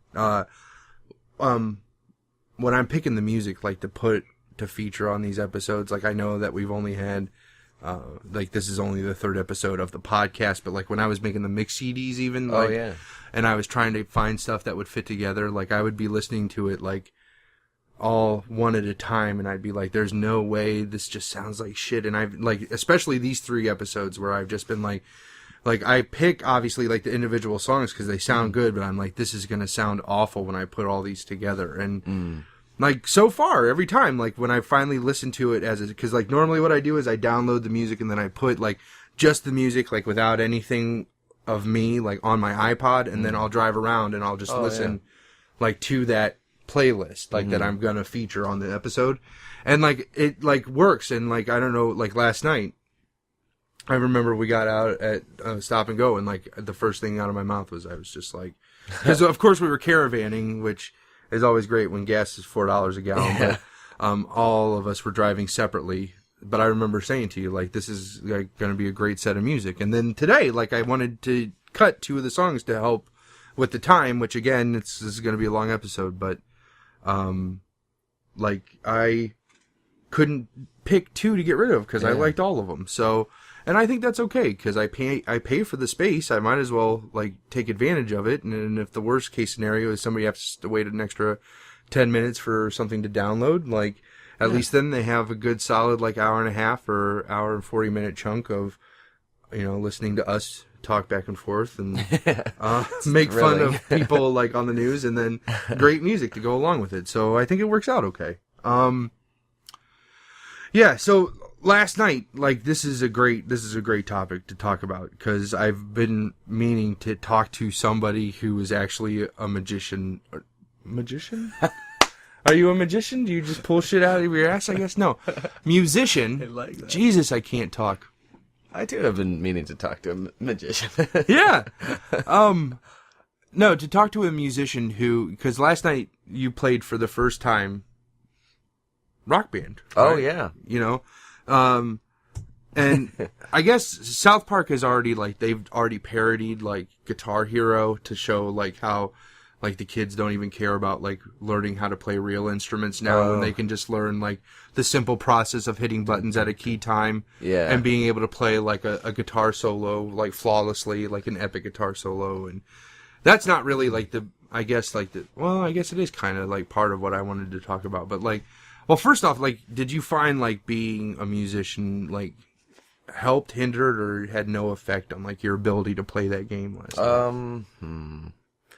Well, the first thing that I did was sing, and then I just sort of sang the song, and then I didn't even know until maybe my third turn that there was, like, arrows and things that you had to follow. So I just tried to sing it, because you're actually hearing the song and you're hearing the singer, and I was just trying to sing it to make it sound good to myself, but I think I only scored like a 75% or something, right? Which is, I don't know what that says about me as a singer. I don't think it says anything. Okay, like, let me just say that right now. Like, don't take anything that Rock Band tells you as far as your quality and take that as, like, Canaan. Like, oh, I'm an awful singer because I only got 75%, you know, singing Nine Inch Nails on Rock Band. Yeah, but that's probably as well as I can sing Nine Inch Nails. No, Jesus. But then, so that was, like, intuitive. You just sing, and then I did sit at the drum set once. That was really hard. Yeah. I think actually the drumming, but I wouldn't know because I'm not a drummer. That seemed to me the most accurate. Yeah, or like, not only accurate, but like, it seems like you could play to the song. Right. And I think maybe the guy that was doing it was familiar. Like, I felt like Adam had done that. And oh, Jesus. Knew. Yeah, Adam's is kind of ridiculous on that. Sarah Starr even can play the drums pretty well. Yeah. Like, I don't know how much of that comes from practice. Like, well, I'm sure it's with anything. Yeah, I'm sure it's with. I don't think it necessarily, like, he had to be a drummer to be able to play the drums like that on Guitar Hero. But or I bet he Rock could Band. play the drums. But see, and I was there, like, when they first bought Rock Band, and he was not like that good on them. So his like talent in that video game has definitely increased, and I would love, you know, because he said he wants to buy his son a drum set. Yeah. So that would be awesome. Later. But I would like to see him sit down at a drum set and see if he could do that then, you know, because he definitely. Like, I don't think he even had to really look. He just looked at the screen out of habit, you know, like he was already doing it. So, I would like to see him do that. But I think, like, it is, I think if they would make those those types of games, like I found at Walmart, this is hilarious because like Play School or Mattel or somebody actually put out, after the hype of like Guitar Hero had taken off, they put out, it's a guitar, it's maybe a 1.5 feet long, it's little, but there's actually a button for every position your fingers would be on the first like 4 or 5 frets of the guitar. So there's like 6 buttons, 4 or 5 times in a row, like, and each one of them has the note that if you were to press that string, like you would make if you were to strum that string. Oh. And then there was actually real strings on there, and then there was like a Guitar Hero type program that would actually teach you like where you would have to put your fingers to make chords and like what strings you would have to strum and like chords. Yeah, I don't do chords. But like if you strummed all the strings, but you were only supposed to strum like so many of them, like it would say okay, try again, and wow. So like it actually was teaching them how to play the guitar, and I think like I don't know like. Because I know I've tried many a times to pick up a guitar and try to learn how, and like I could play like, if you were to say like play a D chord, I could play a D chord or an A chord, but like to say okay now go like D A E in like a strumming pattern, like I couldn't do that like to save my life, but I can sit there and I can play Guitar Hero or Rock Band and like. And you feel like a rock god. Like, if you get, like, a 90% and, like, you're just like, yes! And you're playing a difficulty that's harder, I can definitely see the reward to that. But, I don't know. I found it like playing, like, Duck Hunt or is this kind of... Yeah. It's just like I was watching for the things like skeet shooting on a video game and hitting the thing. So it was hard for me to... Because I was watching the other people and they're just kind of rocking out. And and moving around. And I'm like... just staring intently at the thing, trying not to fuck up their song. Do you think that would change though as you got more comfortable with like the way that you would play the game? Yeah, because I did start to I started to catch on a little bit, and I started to see how knowing the song is also or could be important. It makes it easier to kind of anticipate. I don't know. It's its own beast. It seems like. Was there, and this is my last question regarding the Rock Band, but was there any point where you were just like, this is fucking ridiculous, like I would much rather just go like perform an actual, like I know how to play the guitar and I know how to sing, like, and I like, why not like just put this kind of effort into just like learning how to actually perform a song on your own? Like, did that ever run through your mind at any point in time? Like, yeah, I mean, I guess so. But I mean, I do all that, and that's not all. I mean, it's a lot of fun, but it's a ton of work, and it's not always very rewarding. And I don't know. I think if people enjoy it, then that's fine. It does seem strange, that it's like the way that it's set up. Like the drum part makes sense, but the way the rest of it is just. Yeah, I always said it was like Dance Dance Revolution, but you just use your fingers instead of like having to actually move around. Maybe if it were like Wii, like I part of the problem is I don't like video games very much as a way to like spend my time. Right. But like I played that Wii, Nintendo Wii, and I love Wii. That was that was very interesting because in fact I was sore the next day from bowling. Oh, yeah, absolutely. Like because you feel like that little controller only weighs like 10 ounces, but it's still like, from doing it constantly. And I love the Wii ball. I hate bowling in real life. Like, bowling in real life is the fucking bane of my existence.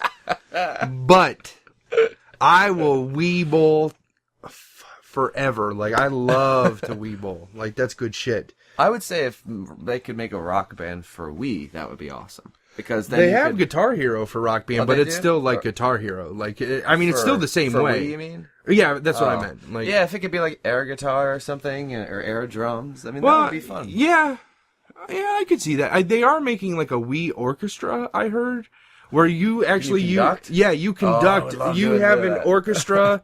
And you actually conduct with the Wii remote. So, like, you're doing stuff, and you can write music in it with the orchestra and, like, doing all the stuff. So, I can't wait for. Yeah. So, that's going to be awesome. Well, I think the Mattel thing is good, too, if you can kind of teach. Absolutely. Absolutely. If you can get kids in there, like, that's awesome. So, yeah. Awesome. Spectacular. Man, that's awesome. That's the only reason I play video games. Yeah. And I'm in complete goddamn control. This is happening to me. What's gonna happen to you? I bet your wife's gonna butt fuck somebody someday. Don't even let The Fistfoot Way, everybody. Go see that movie when it comes out. It looks brilliant. Bust ass should be in every movie, I'm pretty sure. Danny McBride, one to watch. Yep. Larry, that one's for you too, buddy. All right, so let's get this rolling again. That's awesome. So we got keys to my shit. Keys to my shit, man. We already heard that. We got another one from Dave's album coming up. Secondhand. It's a really good one. After that, we got Louis Ling and the Bombs. We got Richie Reinhold, Galileo, Gemex, and that's it. So, without further ado, let's get this rolling. Hello and welcome back to Walken's Bedtime Story Hour. Here's your host, the definition of sweet dreams, Mr. Christopher Walken. Hello, little man. Boy, I shared a lot about you. When we left Goldilocks, she was being a bad girl.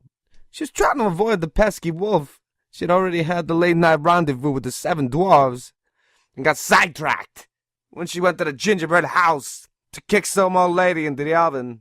Whoa! See, kids, the old lady was talking to Goldie all wrong. Wrong tone. She'd do it again. Goldie stabbed her in the face with a hot soldering iron. The old lady wants to know where Goldie went. She get angry, asking the same question a second time. She says, "Where did they go?" I told her, "You get Goldie in a vendetta kind of mood. You tell the angels in heaven you never see evil so signally personified as you did in the face of the woman who killed you. Girl, little girl, Goldie. Angels. I played an angel once. An angel killed firstborns while the mamas watch. I've turned cities into salt. Even when I feel I could rip the souls out of little girls, and the only thing you can count on from now until kingdom come is never understanding why." Thank you for joining Walken's Bedtime Story Hour. Shut up! Be sure to join us tomorrow for Al Pacino's Down Home Cooking. Hurrah! 'Cause you got a great ass! And you got your head all the way up it!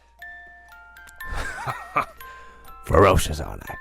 I don't know what it is. When I think of asses, a woman's ass, something just comes over me.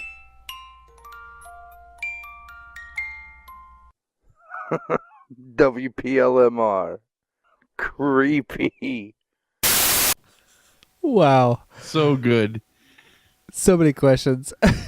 I need to know, like, how did you decide what the sketches would be? So, like, you obviously, you were so good of you to write in my 4 impressions that I did. That's but, like, why. how closely Like that, did you script those? I'm pretty sure I tried to have a script for the bedtime story you were supposed to read as Walken, and it was really difficult, and so you ended up ad-libbing all of that. Like, you took tidbits of what I had, and then I like kind of tried to piece together a couple takes that we had done, and that one was really tough.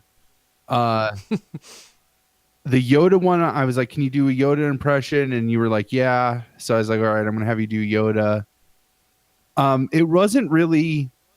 It wasn't like picking which sketches to pick from. It was, I really had a structure to the show. So that it was like a song to open up the show right off the bat before you even heard my voice. And then I would intro, and then there would be a block. There was 4 blocks, and later episodes it got less because it got harder to make the scripts or to make the sketches. I solicited, even I wanted people to submit sketches because then I could just make them, but it really started to get a lot of pressure to think of 4 sketches for every episode too. So there's always a Zedco, because Zedco was the informal I attributed Z Code. They were like the Monty Python, like Monty Python's Flying Circus, right? Like Monty Python was the fake person that was promoting the show that became Monty Python's Flying Circus. And so yeah, Zedco was like the fake company that sponsored WPLMR. But it wasn't a matter of like having to, that I had a plethora of sketches to, like, how do I narrow this down? It was just driven by, I need a sketch, because it was like, okay, so a block would be a song, sketch, song. Like there would be some kind of WPLMR bumper, like a radio show. You know, like you can't hear two songs on a radio without knowing what station you're on, right? And so I would want that to be in there. And so then a way that we could bump it up was maybe do a sketch in there in the middle. And so they were sketches. They were like, what impersonations can you do? So let's write them around that. What if Walken told, and then it was just ideas. Like, what if Walken told bedtime stories? What if Yoda was a pedophile? What would it take to be able to masturbate in public? You know, and some of these things were things like ideas that just like blurb into my crazy, sick, twisted head, which the distracting. So we're gonna. I miscalculated. We were chatting about this when we were listening to that last section. I miscalculated, and there's more to this than there's a couple more bumps, but we're still gonna like talk it out. So this will be the last long walk short drink bit, and then the last. There's I think 25 minutes left of the WPLMR that'll play out after we're done with this. So. You'll really hear good stuff. yeah, you'll hear in that some of the best stuff of the show. So the Distractinator is in there, which so Zedco. I talked about this on an earlier long walk short drink episode, but Zedco was the sponsor where it was like I was obsessed with zombies in this era of my life, and so that's what the Z for Zedco, because British says Z for Z, and so and then the Co is like Ronco, like Ron Popeil's company, who was like the king of infomercials, and I loved those infomercials. So I envisioned all of these products were things that would be sold late night, like in the in an infomercial. And so the Distractinator it was like, to me, it was like the height of my comedic presence, that I could, like, creativity, that I could come up with something like this. And it was a wind-up dog that you set on fire that would distract people so you could masturbate in public. And not just masturbate in public, though, because it's the Distractinator, not the masturbator. It's also so that you could public urination and defecation, public showering,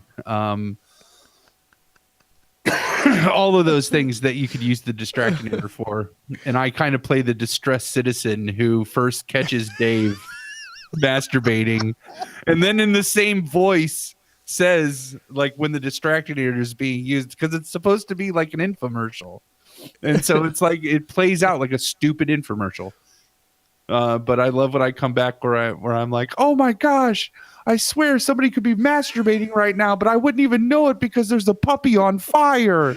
Like, I say that line like 8 times, like, there's a puppy on fire, because that's what the Distractinator is. So, but yeah, you'll hear that.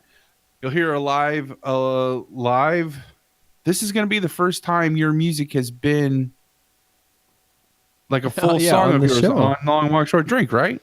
Yeah, and it's not it's not a great performance, and it's not a song that most people seize upon.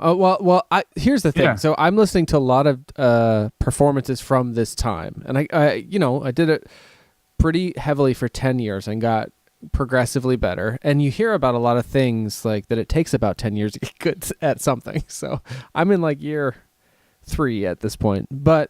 One thing that I was doing a lot at that time that I probably still would do, but it was like this mixture between me playing an acoustic guitar, and this song that you'll hear is kind of appropriate to that vibe. up until the last like 15 to 30 seconds where I just sing like I'm in a rock band. And in this case, I'm over modulating the mic. I'm hungover as fuck. But like that was the part that everything was building towards for me. And so I didn't have the presence of mind. I've been hearing all these tapes from that time as I'm working on the special expanded thing. And I so often reference you in the audience, and I just can't thank you enough for coming to so many of those. I don't think at that time I appreciated how much effort it took to be at that kind of stuff. So I keep hearing myself in these performances being like, Palmer. Like, and I hope I appreciated it appropriately at the time, but I feel like I probably... Yes, you definitely did. I never felt like it was a burden for me to like, oh, I'm going to go to these shows and Dave's not even going to know I'm there.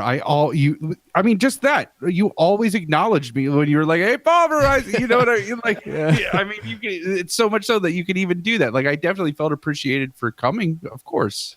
It always meant a lot to me. So anyway, it's not the best representation of my music, but I always wondered for 10 years, I've wondered, because I feel like on the day you gave me a number from the CD, like play track blank. And I was like, wow, nobody ever talks about that song. I was like, I wonder if he gave me the wrong number. Is that the song? Do you remember if that's the one you wanted me to play?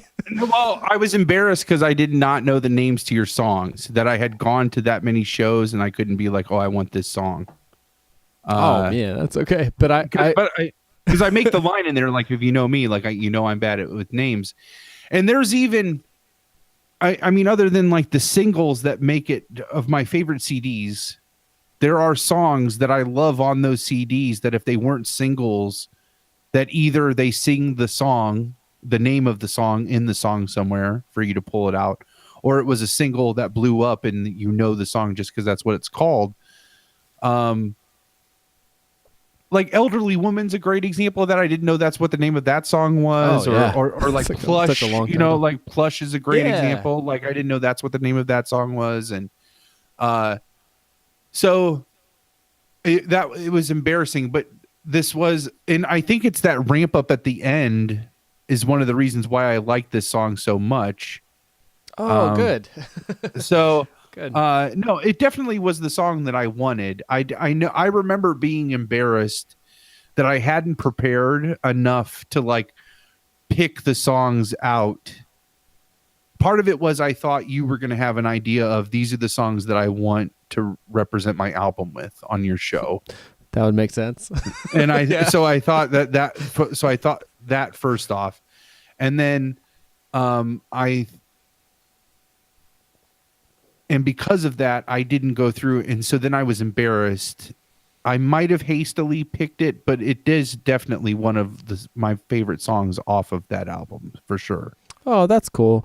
I mean, either way, like I that all would have made so much sense to me. Even then, I was like, boy, that seems like a mistake. And then listening in the years since, I was like, well, I want like that song, that is one of those songs that really came from being like a divorced dude trying to figure out what next. So it was like, I could see that resonating.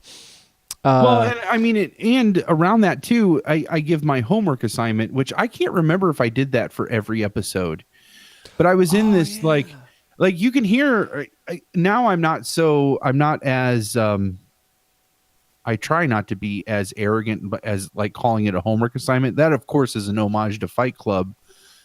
But really? I didn't know that. I'm so glad you mentioned that. Yeah.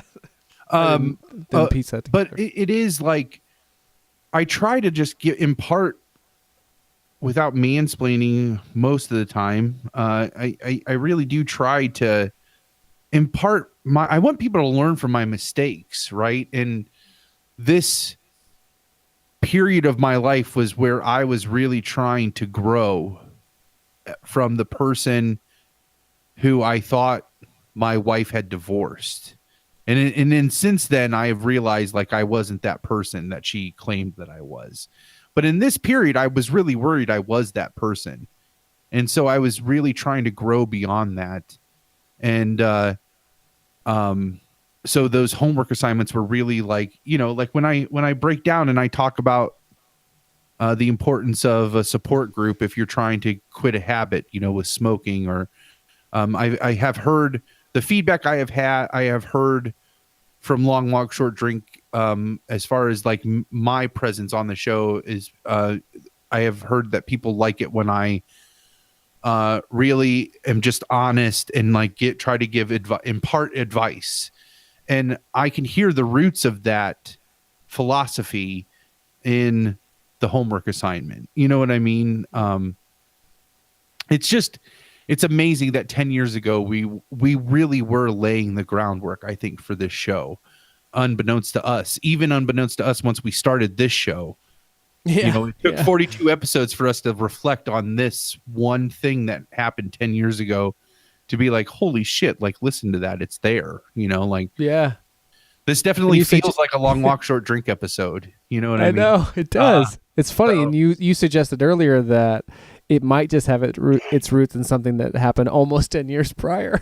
Yeah. Recorded, which is fun for me, of course. Absolutely. Well, I know we don't want to belabor too many things. So I wanted to give a little disclaimer about the song. A fun thing about that song, though, once it is available through the reissue, is that even in the reissue, it will be barely changed from when Moto produced it in... I think he did that in probably 2005. He was on fire at that time, and I remember like I played my guitar part, I sang the song, I was working nights at a factory, and he eventually, even for a short time, did the same thing, same factory, worked nights, but at this time he wasn't. So while I was gone overnight, he produced that entire track. And that's the only one I think... Oh, no, that's the only one, though, that I've never done any other version of, because I couldn't imagine it coming out better than he just delivered it to me. Yeah. I remember he did it on February 14th, like 2000. I'm going to say 5. I think it's 5. I remember it was Valentine's Day because it was like a significant day. And he just did it. I was like, what the fuck? Like, it's so cool. Like, the production on that song is wicked. You don't hear any of that here, but of course Moto was always in the mix, as it were. That's or as awesome. it is, as it shall be. That's it's so awesome. The last note that I had on my notes from listening to this, and we'll sign off with this, is there's a point where it's like, and this is the self-congratulatory section of the show, and it's like even then we realized how fucking full of ourselves we were, and just like, it's so awesome. We already had like 10 years of kind of making stuff that centered around just like putting into some form the experience of us hanging out with our friends, which actually just... not to get into the whole thing, and I promise not to truly get into it, but days before, yesterday, when we're recording this, Kevin Smith, who comes up often on the show, he very nearly died of a heart attack. On that same night, or maybe that was 2 days ago, I can't remember now, but on that same night, the show that he's on once a week on AMC called Comic Book Man, in the episode of that show, there's these group of guys in Scotland that made a movie out, a dramatization of the making of Clerks, his breakout, independent film from 1994. I kind of heard about this movie, but I didn't know if it really came to anything. And in the episode, he watches his life dramatized, and the movie is in this grainy black and white, like Clerks, but it is what you can find so much about what has happened in his life and surrounding the making that movie from all the media that's available. So it was really something to see him like reflect on that, like him watch his life dramatized. Right. And he said and he, cried a bunch, but he was talking about, it's like in that movie Clerks, he basically wanted to make into a movie the experience of being and hanging out with his friends from that time. And then he made a movie with his friends.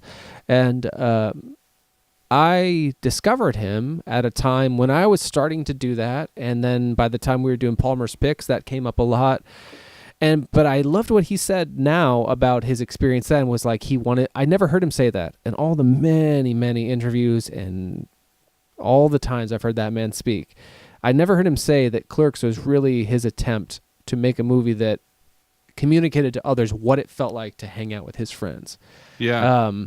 And that I feel like is what we've been in the things that we have documented and perhaps realized most effectively in this podcast, where people can truly hang out with us as we hang out with each other. So it is all very self-referential, certainly. But I guess the thing that I wanted to go out on, other than to say, oh my God, would I be on board for if Palmer's Pictures was a real thing? Oh, Palmer's Pictures, yeah. Man. Such great copy, like in that, like your description of that movie, it painted a picture. Jeff Goldblum, Gina Davis, whose voices you did both of. Oh my God, I love that bowling is the bane of your existence came up. That's one of my favorite things you've ever said. Oh, I will just. Oh yeah, so I was working to an actual point, but the other only off-topic one is in the bedtime stories with Walken. I recognized, because that was like why I wondered, did he write this? Because what I was doing was I was combining key lines and deliveries from True Romance, Joe Dirt, and The Prophecy. yeah. So I was like, oh my God, did Palmer put all that together in the way that I would have wanted to in my own mind? But it sounds like you did a lot of editing to sort of make work whatever I said. I remember that recording that sketch specifically. Whatever I had written was really tough for you to try to get out as Walken. Yes. Very limited. Yeah. And so it ended up coming down where you were like, you kind of just jumbled some stuff together that I had coupled with probably a lot of those lines that you already knew. And I just cobbled it together. You can hear some of the rough cuts in it, like where I would take different, Actually, there's some outtakes at the very end of the show, which was very fun. Absolutely. You did a great job putting that together. The whole that whole run, all 8 of those episodes, I'm so very, very proud of, and I'm so very grateful that you took the time to really push for this, because it was very rewarding. Definitely. Oh, good. Yeah, definitely. Everyone should tune into. If you're enjoying what you're hearing here, there's this kind of dynamic with other guests, but of course and Palmer really did pick some really great music mixes. Is the 18 song selection, is that to do a little bit with what would fit on a CD? Where'd you come up with 18?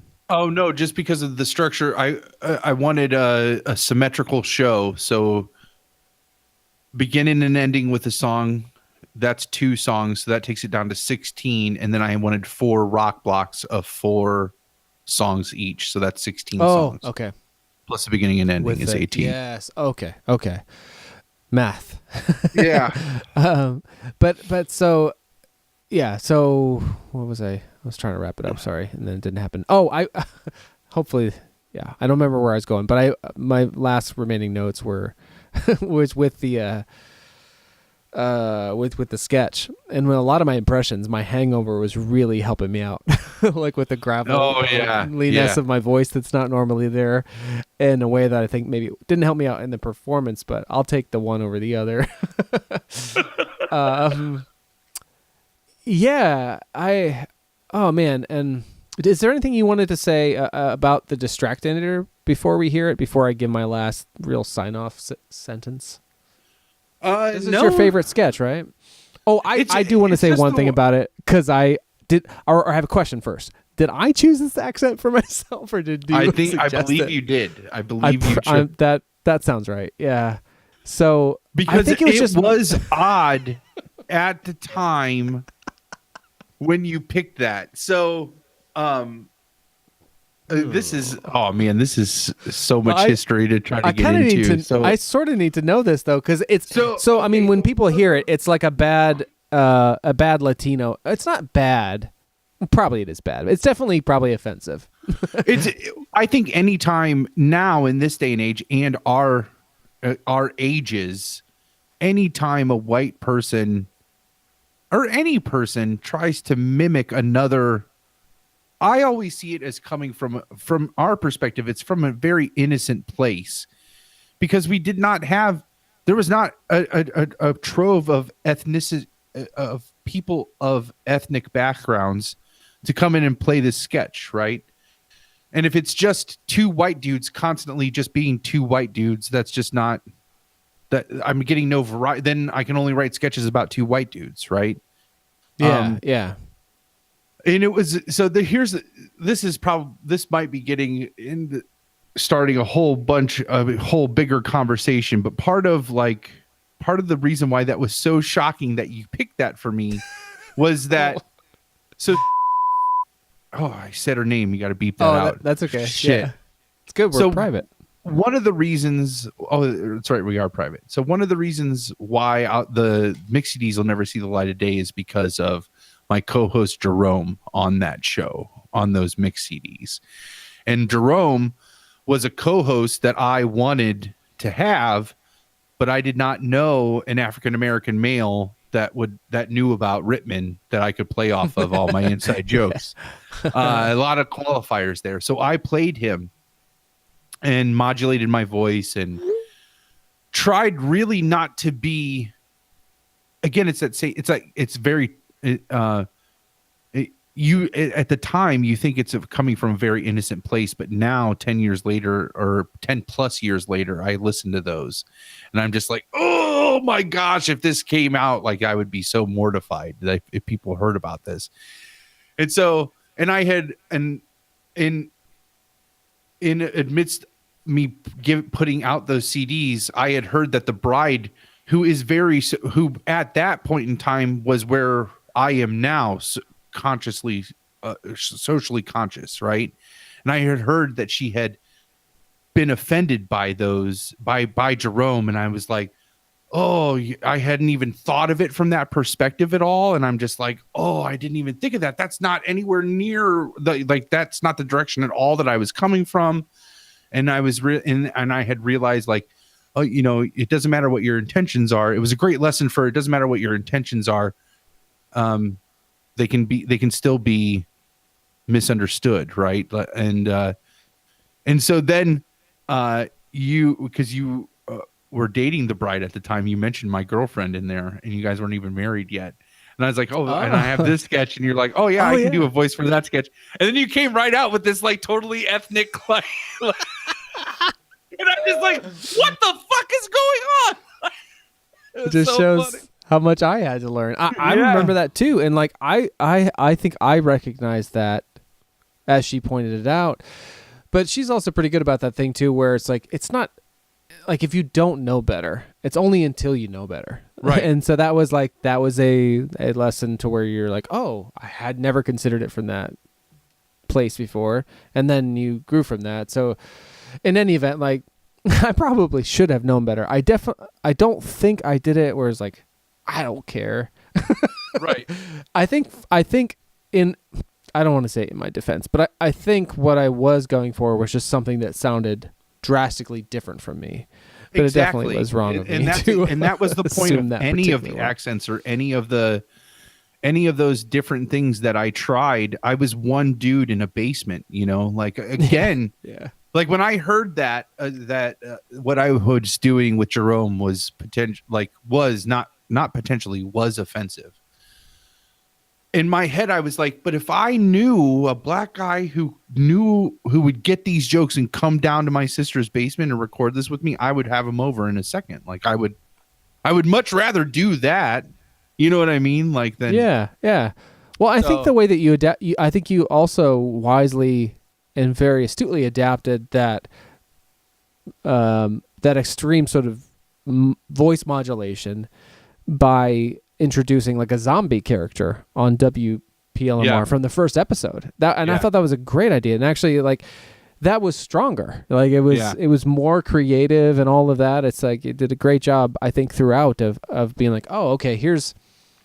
You just sort of adapt, and I thought that you did that really, really well. I don't mean to say that in a way that seems like I hate that too. It's like that thing when people say they're proud of you, but if they're not your parents, like I think it's pretty rare that people say that and don't mean anything but the very best. You know what I mean? Right. But if they're not your parents, sometimes it can come off weird. Yeah. So I usually give people the benefit of doubt when they say that, but when I say it, I'm like, oh, fuck. Yeah. I know what I just said. So I just said it. In any event, I am very fuck it. I am very proud of the fact that I knew a guy who was podcasting in 2008. That's pretty cool. Yeah. And, well, I mean, and it was just new, and it was something that I saw.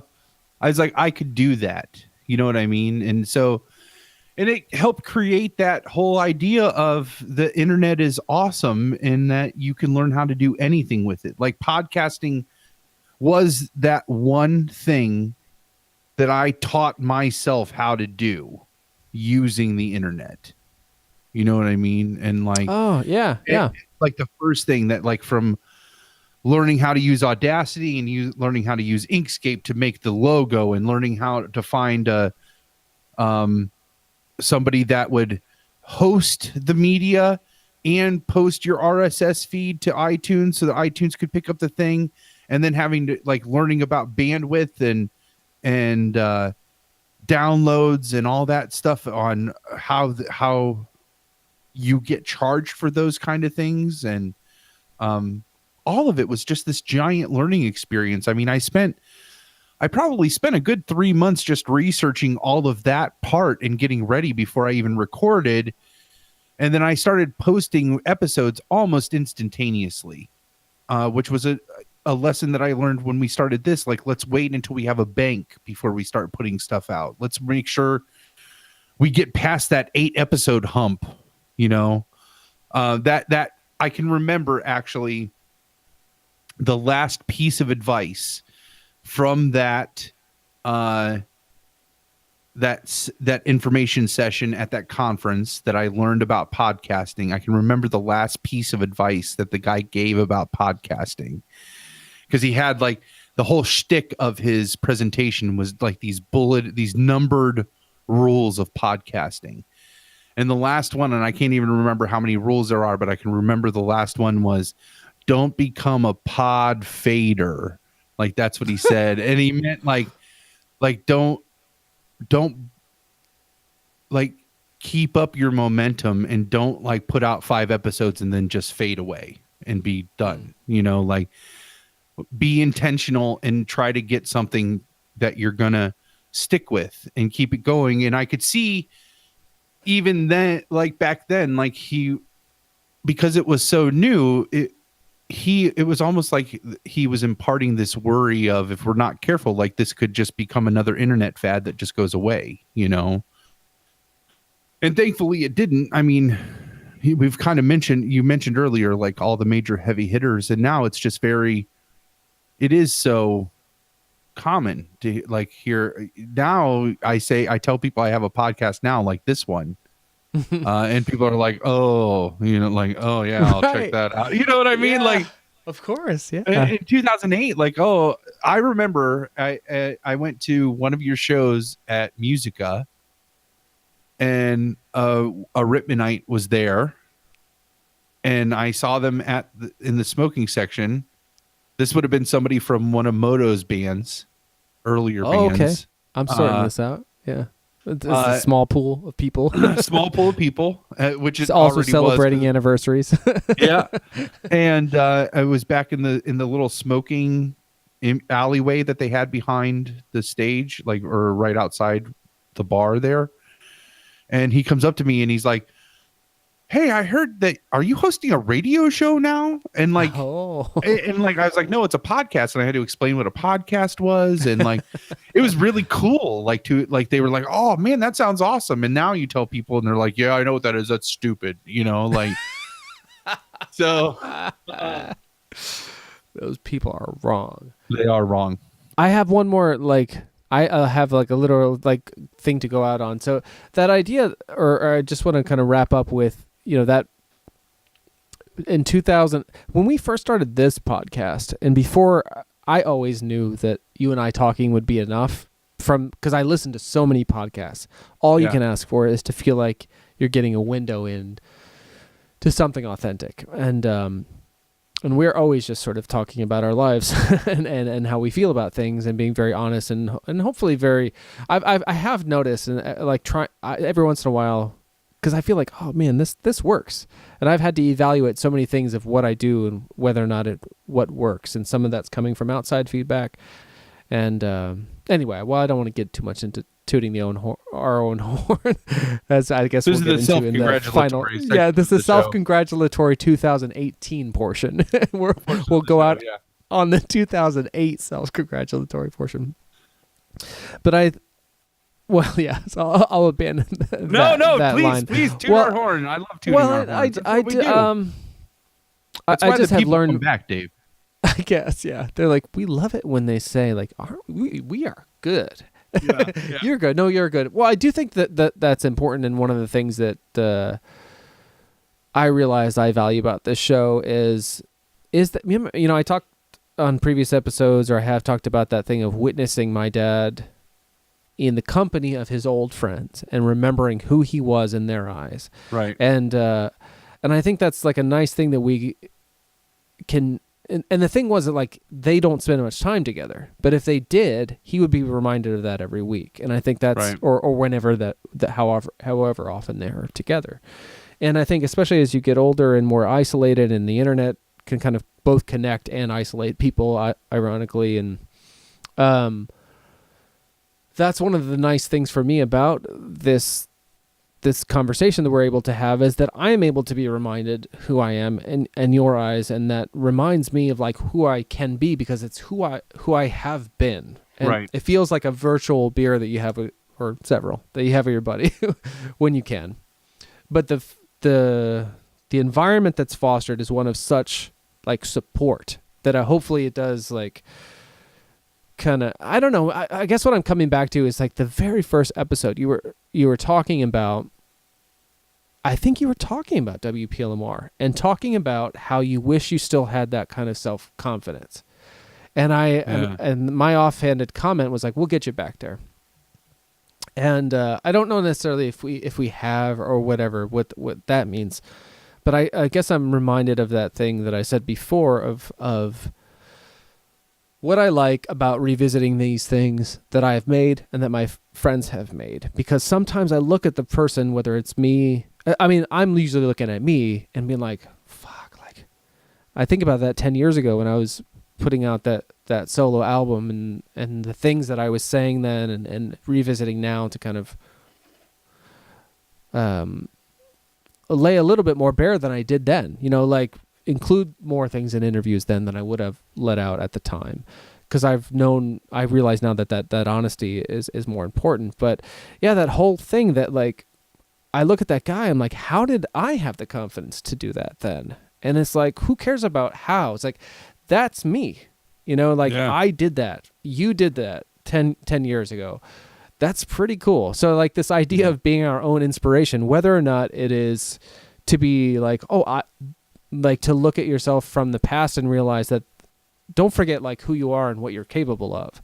But also there's that flip side of being able to grow, like looking at the past and be like, I didn't do that so great. And I'm now I see myself do it from this lens or this distance, you know, that hopefully I can do a little bit better. So it's like that idea of being the inspiration to be either the person that you were and know you could be, or the person that you're not quite yet but know you want to be. I don't know. So that's something I've been thinking a lot about with these anniversaries, and I wanted to say out loud before we roll out on the past. That definitely.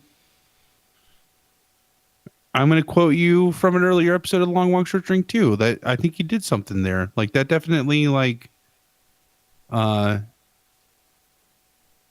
makes sense, and I think that it is important. I mean, we have said it jokingly, but I think it's really true. Like even if it was just us, I think we would still make this show, right? Like, yeah, because we get something from it. So I really think of this as a kind of way to be held accountable to facilitate our friendship. Yeah, you know? Absolutely. And bits or whatever else aside, that's the core of it for me. Yeah, and I think that's great. And yeah, I like that. I like that we can find inspiration in ourselves because that was us. And so if we've lost that, it's okay to go back to that, to look to those things to try to find it. I appreciate that a lot. So Good. Yeah. That's not someone else. That's not some celebrity. Like we're like, Yeah. hey, I did the thing and it was pretty good. Yeah, like I made myself laugh, and I do that a lot, anyways, I guess. But like some of those bits just caught me off guard listening to it because it was 10 years ago, and I had forgot about them.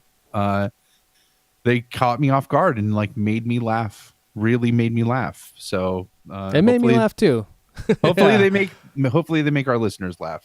So I hope so. Yeah, I think so. This last bit features one of your favorite bits from back then, and I've enjoyed every one of these like little sketches and even conversations, even the gross thing. I was enjoying hearing you like think of the, your unique perspective. Like, how would you fucking wipe, and what kind of problems does that cause? It's like it's a very unique perspective. Like, what do you like?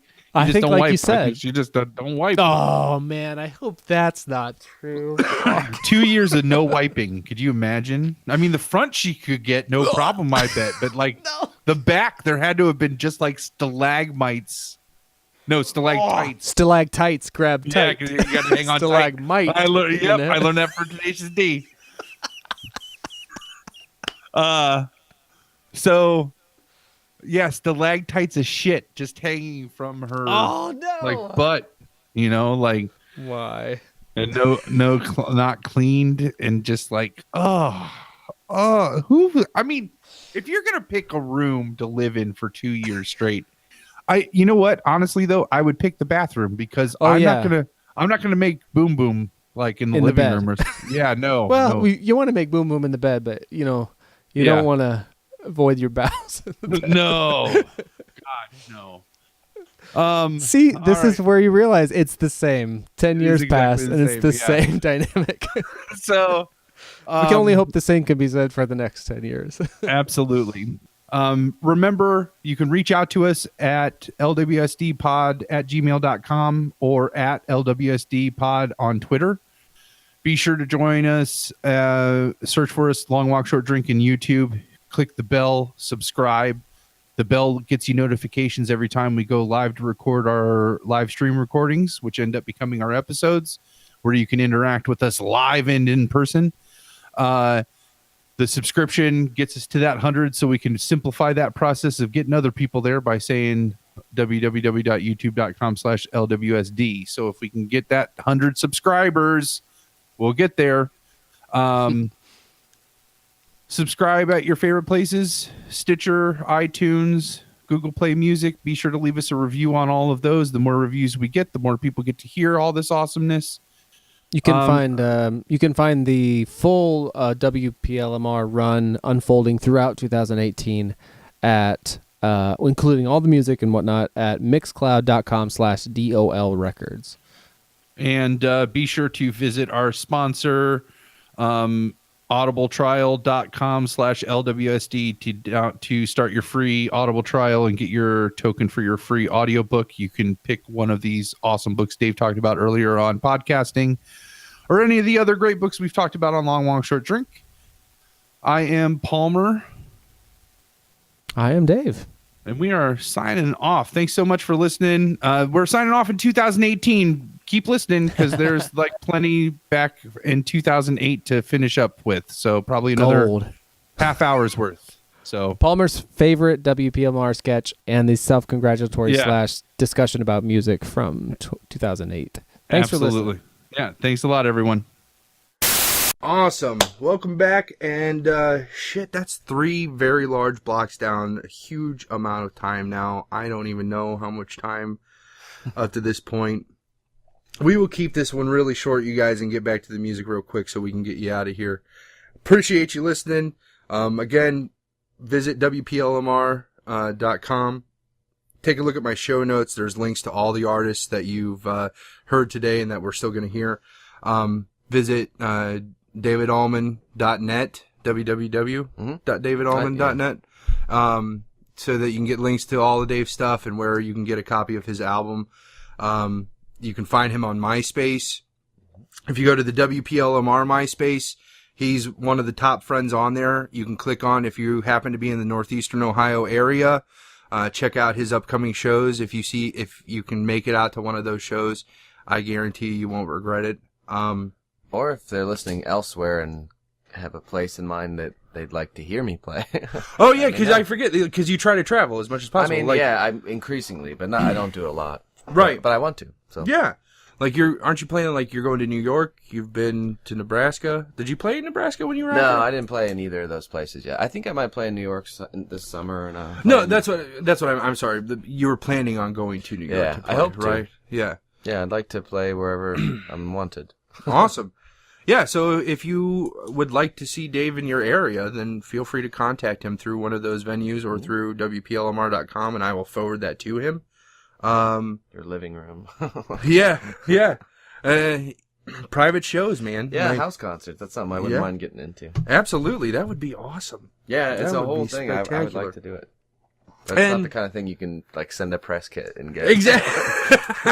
That would be brilliant if you just if you kind of had like a color ad, like, you know, in like the penny pincher or whatever, or like, is that what they call it around here? But like where it's just like an ad and it's you, like, hire me to come play, you know? Yeah, it's more like people make it an event kind of at their house. Right. And that would be awesome though. Like, I guess you wouldn't be coming to like an 8-year-old's birthday party to like perform like the Sad Bastard stuff. Yeah. And I don't think it would be. I don't know. I haven't done one yet that I've really. That would be awesome though. Yeah, that would be brilliant. And for any artists out there that are listening, if you want to be featured on WPLMR, they may not want to now after they've listened to the episode and listened to some of the stuff that I've put you through. No, Dave, but. I would love to, this is the format that I would ultimately love to get into, is where I regularly have, independent artists on here and we're talking and featuring their music and kind of just having a good time. And, that would be spectacular because I'm pretty sure that the only way that we're going to change like the way things are right now in the recording industry is like, this is the wave of the future. I'm not necessarily saying this is the way of doing it by any means. All I'm trying to do is to like get as much exposure for independent artists like out there. And, I think the only way we can change, like, we pay those people salaries. Like, when we go and we buy, like, the $10 to $18 CD, like, we're paying that person's, like, we're paying for, like, all the assistants and, like, the executives and then all that and, like, the huge, gigantic mansions and everything. And, like, that's cool. Like, I understand that. Like, if you're going to make a lot of money at what you're doing, that's awesome. But, like, I would much rather know that, like, the bulk of my $10 that I'm paying for a CD is going to an artist as opposed to going to everything else. And then, like, the artist gets their share for what they created. We were talking about it last night. Like, you can't really get signed nowadays unless you've already done all that legwork, like all the hard work. Like, it used to be like the record label. Yeah, they would develop art, you know. People. Yeah, like they would find somebody that they wanted to get exposure, and so then they would work on that with them and go out and they would have, like, you know, like I love like Walk the Line, where it's like, you know, you have like Elvis Presley, Johnny Cash, like Jerry Lee Lewis, like all those people, Buddy Holly, all of them would tour together because nobody knew who any of them were at that point in time. Yeah. And so to get that notoriety and that exposure, like the label that they were all under would put those tours together and get them out there. Now, like you said last night, like you essentially have to have a following before you even get the attention of a major label, which but like is a big one. Like, yeah, like a big one. Like, yeah, exactly. And then at that point in time, like you said, it's like, well, what do you even need them for if you are already doing pretty well on your own? Yeah. Which, that's why I like sites like Jamendo and the podsafemusic.com that I go to, where I get a lot of the music that's on here.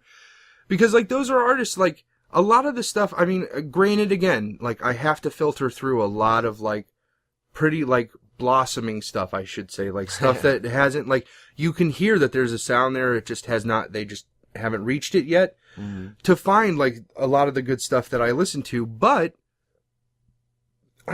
like, if I want to, I can, like, make a donation, like, through Jamendo. They have it set up where you can donate money right to the artist. Like, oh, cool. I love the idea of knowing, like, these people are going to do this whether or not they're making money off of it. Like, I would, like, and I assume that's the same way with you. Like, you would still, like, I think you would still perform and like write songs and all that stuff, even if like it's not like the ambition of trying to make money for it. Like, yeah, I don't make money. I mean, I do make some money, but like enough to go out to dinner once in a while. Yeah, but it's like and I know like you roll that money into like buying like upgrading your equipment or like even just putting it expensive. Yeah, I mean all that's yeah, exactly. So like I think I would much rather know that the money that I'm spending is going to that as opposed to a CD that like has been cookie cuttered out by a band that's under contract to make another 10 albums with a place with a record label, but they don't want to let that band grow at all. Like, you know what I mean? Like they say, well, we picked you up because you had this specific sound, so that we want the next 10 albums to sound like that. Like, I think that's awful. And that's how things get stagnant. And that's how we get into like the situation we are right now with music, and it drives me nuts.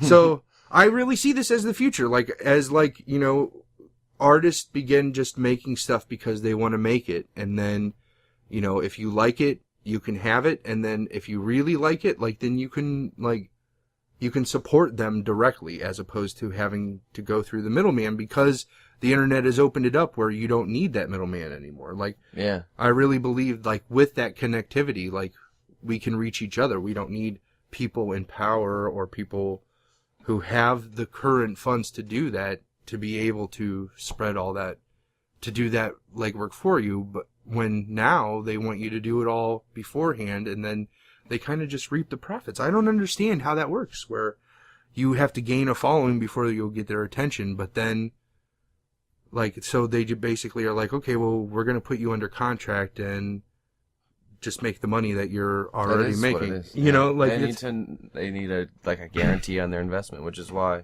everything is the same, because they think it's going to be well received. Right.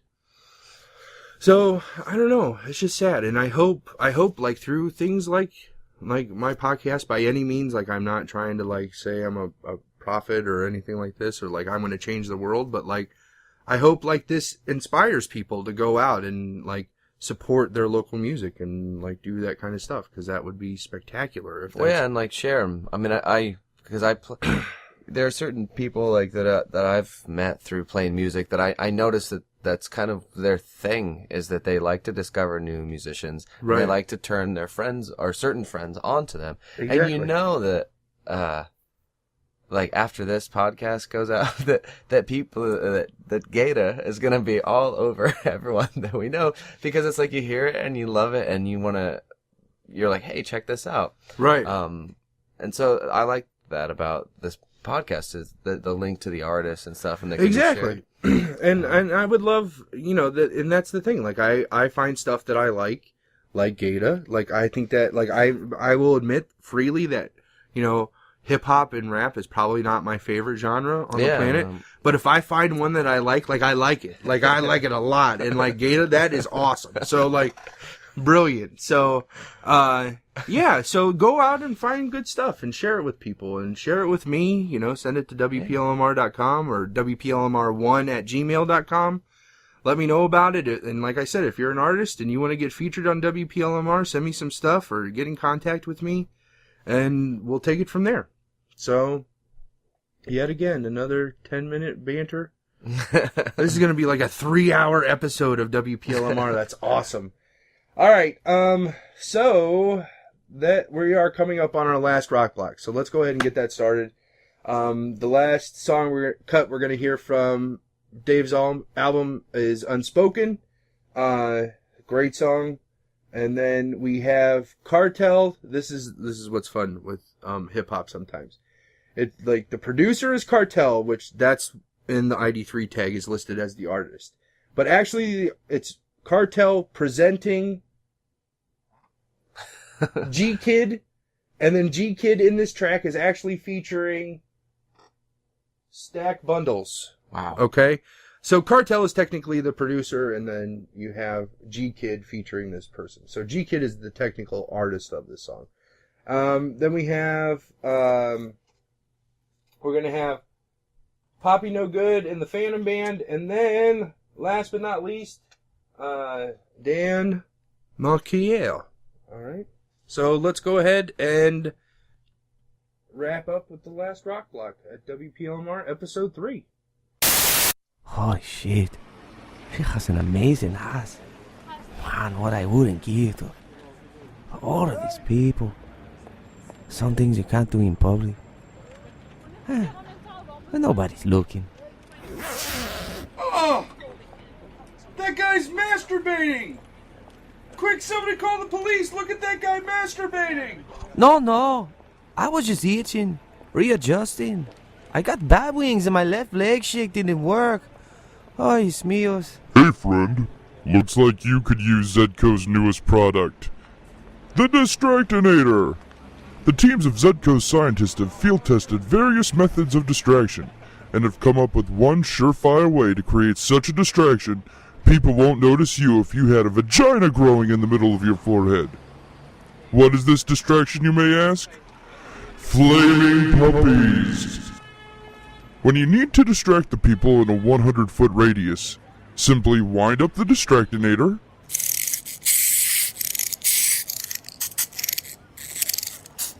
light the Eternaflame coat,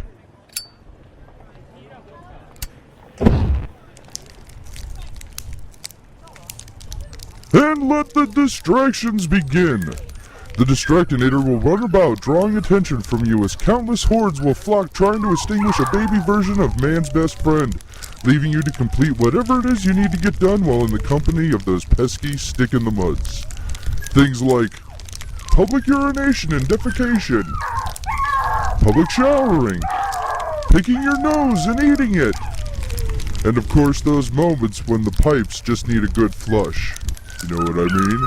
Oh! There's a little puppy on fire! Quick, somebody call the police! Help me catch this puppy on fire! I swear somebody could be masturbating right now and I wouldn't even notice because there's a puppy on fire! Thank you, Distractinator! Call me back. Hey! Remember, Zedco Distractinator, for all your distraction needs. WPLMR! If anybody notices you listening, they're not gonna care. Alright, awesome. That was the last block on episode 3 of WPLMR. I want to thank all of you if you've made it this far because, damn, this was a long episode, but I'm pretty sure it was well worth it. I mean, I think it was well worth it. I hope you think it was well worth it. Let me know what you think by hopping over to WPLMR.com. Leave me a comment on the show notes for this particular episode. You can leave comments on iTunes if you'd like to. I would love to see the first comment made in iTunes. That would be spectacular. You can get WPLMR in iTunes by going to the iTunes Music Store and searching WPLMR.com. Feel free to shoot me an email at WPLMR1@gmail.com and let me know what you thought. If either of those other methods do not work for you, if you're not the public type or maybe you're just living in a bathroom for umpteen years. Ooh. But, I would like to thank Dave for coming on the show. Like, it was great to have you here, Dave. Thanks for having me. Fucking great. This was fun. A brilliant episode, and it's going to be amazing. So, it's the self-congratulatory portion of the show. Yeah. You rule. You rule. You're awesome. You're awesome. It's you. It's all you, man. Yeah. We'll have sex later. It'll be awesome. It will. It'll be even awesomer than this episode. We're not really having sex. So, for those of you that don't know us, we just act gay all the time. I'm 42% gay. I've heard it said. 42%? Really, that much? That's what I'm told. Wow. I don't know how high I would be. Who told you that? My girlfriend. Really? Yeah. Maybe she should measure me then and let me know. Yeah, I'll ask. Ask her what my percentage of gayness is. It's tricky too because I said like, 50%. Wouldn't that mean I were bisexual? And she says no. Really? Yeah. So I don't really understand the system of measurement, but percentage. Well, ask her for me, and then if she can give me an itemized breakdown, that'd be awesome. Okay. Yeah. We'll see what can be done. Awesome. Well, and be sure, if you like the stuff you heard from Dave, be sure to hop over to davidallman.net for links to all that stuff. Sign up for his mailing list. If you're in the area, definitely make it to one of his live shows because it's worth checking out. It's brilliant. I love everyone that I go to. So, and then, trying to think what else. Anything else that you want to say? The website is barely there right now, but it's one of my priorities to flesh it out and really make it something worth checking out on a regular basis. So. Right. And remember, Dog Days, the album, the David Ullman Dog Days, is available via, you can get to the multiple ways of getting it on davidallman.net. You can search it on iTunes, yes? Yeah, you can search it, or you can link to iTunes from my site pretty directly, or like link to the album. Awesome. So definitely pick up a copy of that. It's worth having. It's a brilliant one as well. But yeah, so I think that's technically it. The last thing I have before we get out of here, I hope that you took last month's homework assignment to heart, and you worked on adding just one more person to the list of people that are grateful to have you in their life. I try to do that, all the time. So I've been working on that homework assignment, and it does pay off. I'm just going to tell you from experience. Like these last few years of my life, I've really tried to look at life like that, and it does pay off in the end. Like it is highly beneficial. So hopefully that's been working for you. This month's homework assignment, and we've kind of already touched on it a little bit, but I want you to go to podsafemusic.com, go to jamendo.com, jamendo.com. Find one really good CD. I'll even make it easy on you. You can cheat. It can be one of the CDs that I've already featured on one of my episodes of WPLMR. Order Dave's CD, but don't. I'll have to put it on that, huh? If I'm just so you know, if you do it, it goes under the Creative Commons. Okay. Just so you know. I'm not sure what that is, but I'll find out. Yeah, I would look into that first. But I want you to share music with, find something great, and then share that with 5 people. I don't care who it is. Just be you really need to check this out, and give it to them, and let them check it out for themselves. And then if they like it, then you have to pass it on to them. Say, okay, well then you got to find something to share with me, so that it becomes this whole system. But only do it legally. That's the key. Don't do it with music that it goes through the industry. There are alternatives to that. Hence what I use all the time on WPLMR. And one of the people you can share it with can be me, because I want to know what you would like to hear on WPLMR. So if it's something I haven't already featured, send it to me. Send me a link to WPLMR1@gmail.com, because I want to know. All right, so that's this month's homework assignment. We will see you again the first weekend of this is the first weekend of April's episode. So the first weekend of May, we will see you again. If I happen to line up an artist between now and then, it could be a co-hosting thing. I kind of like this co-hosting deal, so maybe I might make it just if I can find somebody who's willing to come in and spend a day recording with me, they can come on and do WPLMR. I don't know. We'll figure it out between now and then. So next episode, first weekend of May, we're going to close the show with an actual live performance. Another great thing of having an artist in the studio.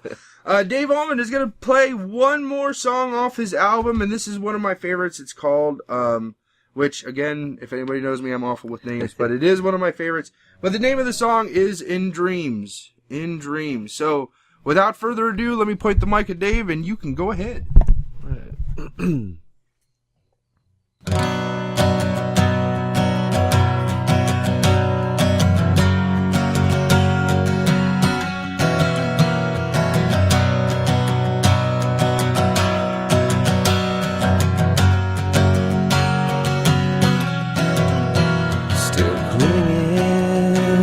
To a past now called into question, rejection more times than I care to mention. So tired of this loneliness, taking me that is never met. It's been so long and I've heard so much. Feel small and ugly and out of touch. Will I know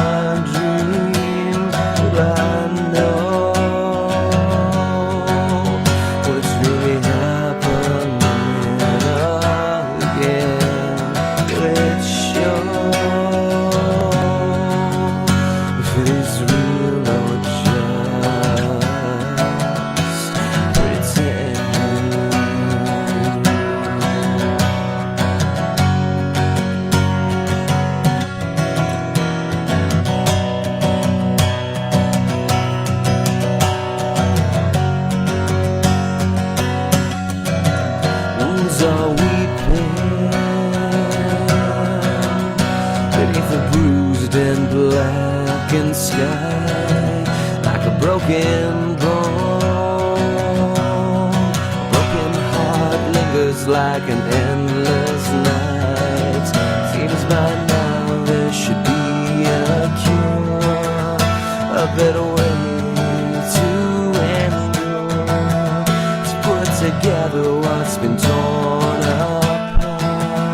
How I wish I could change your heart.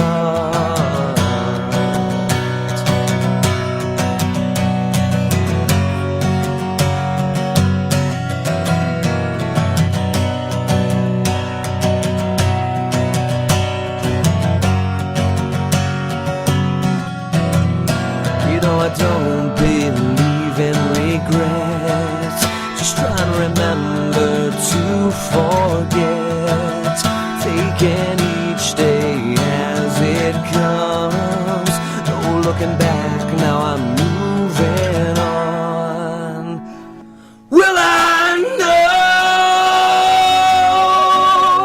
when it's really happening?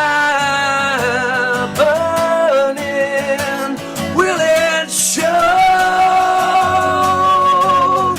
that it is real or just a dream?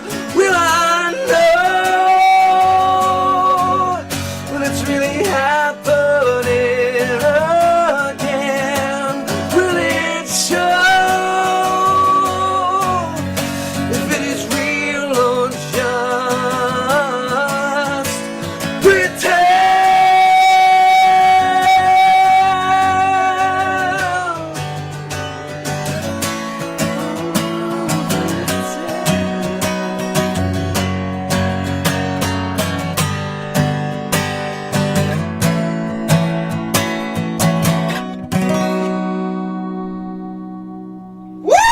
Oh, man. Fucking awesome, man! That was great! Drunken hungover rendition of In Dreams on WPLMR. Brilliant! Thank you so much again, Sure. man, for coming on to the show. Thank you guys for listening and sticking it out. I know it was a long one, but I'm sure it was worth it. I hope it was worth it. Awesome. We'll see you next month on WPLMR. Long walk, short drink. Long walk, short drink. You've taken that long walk, no short drink. This was a long walk, fucking short drink.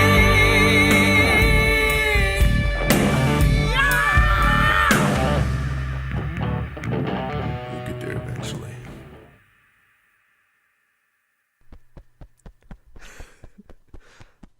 Oh, thank you, Distractor. Thank you. Oh. Call me Donnie. Hey! That's, I don't know. That's really tough to. Awesome. Try to get out all of Distractinator. Oh, thank you, Distractor. Thank you, Distractinator. Yeah. Okay. Here, let me do the thumping so you can do the talking. Okay. That was gonna help me be comfortable with it. Oh, really? Yeah. Okay, all right. Or like to, I don't know, to try to give it something, because it's tough to.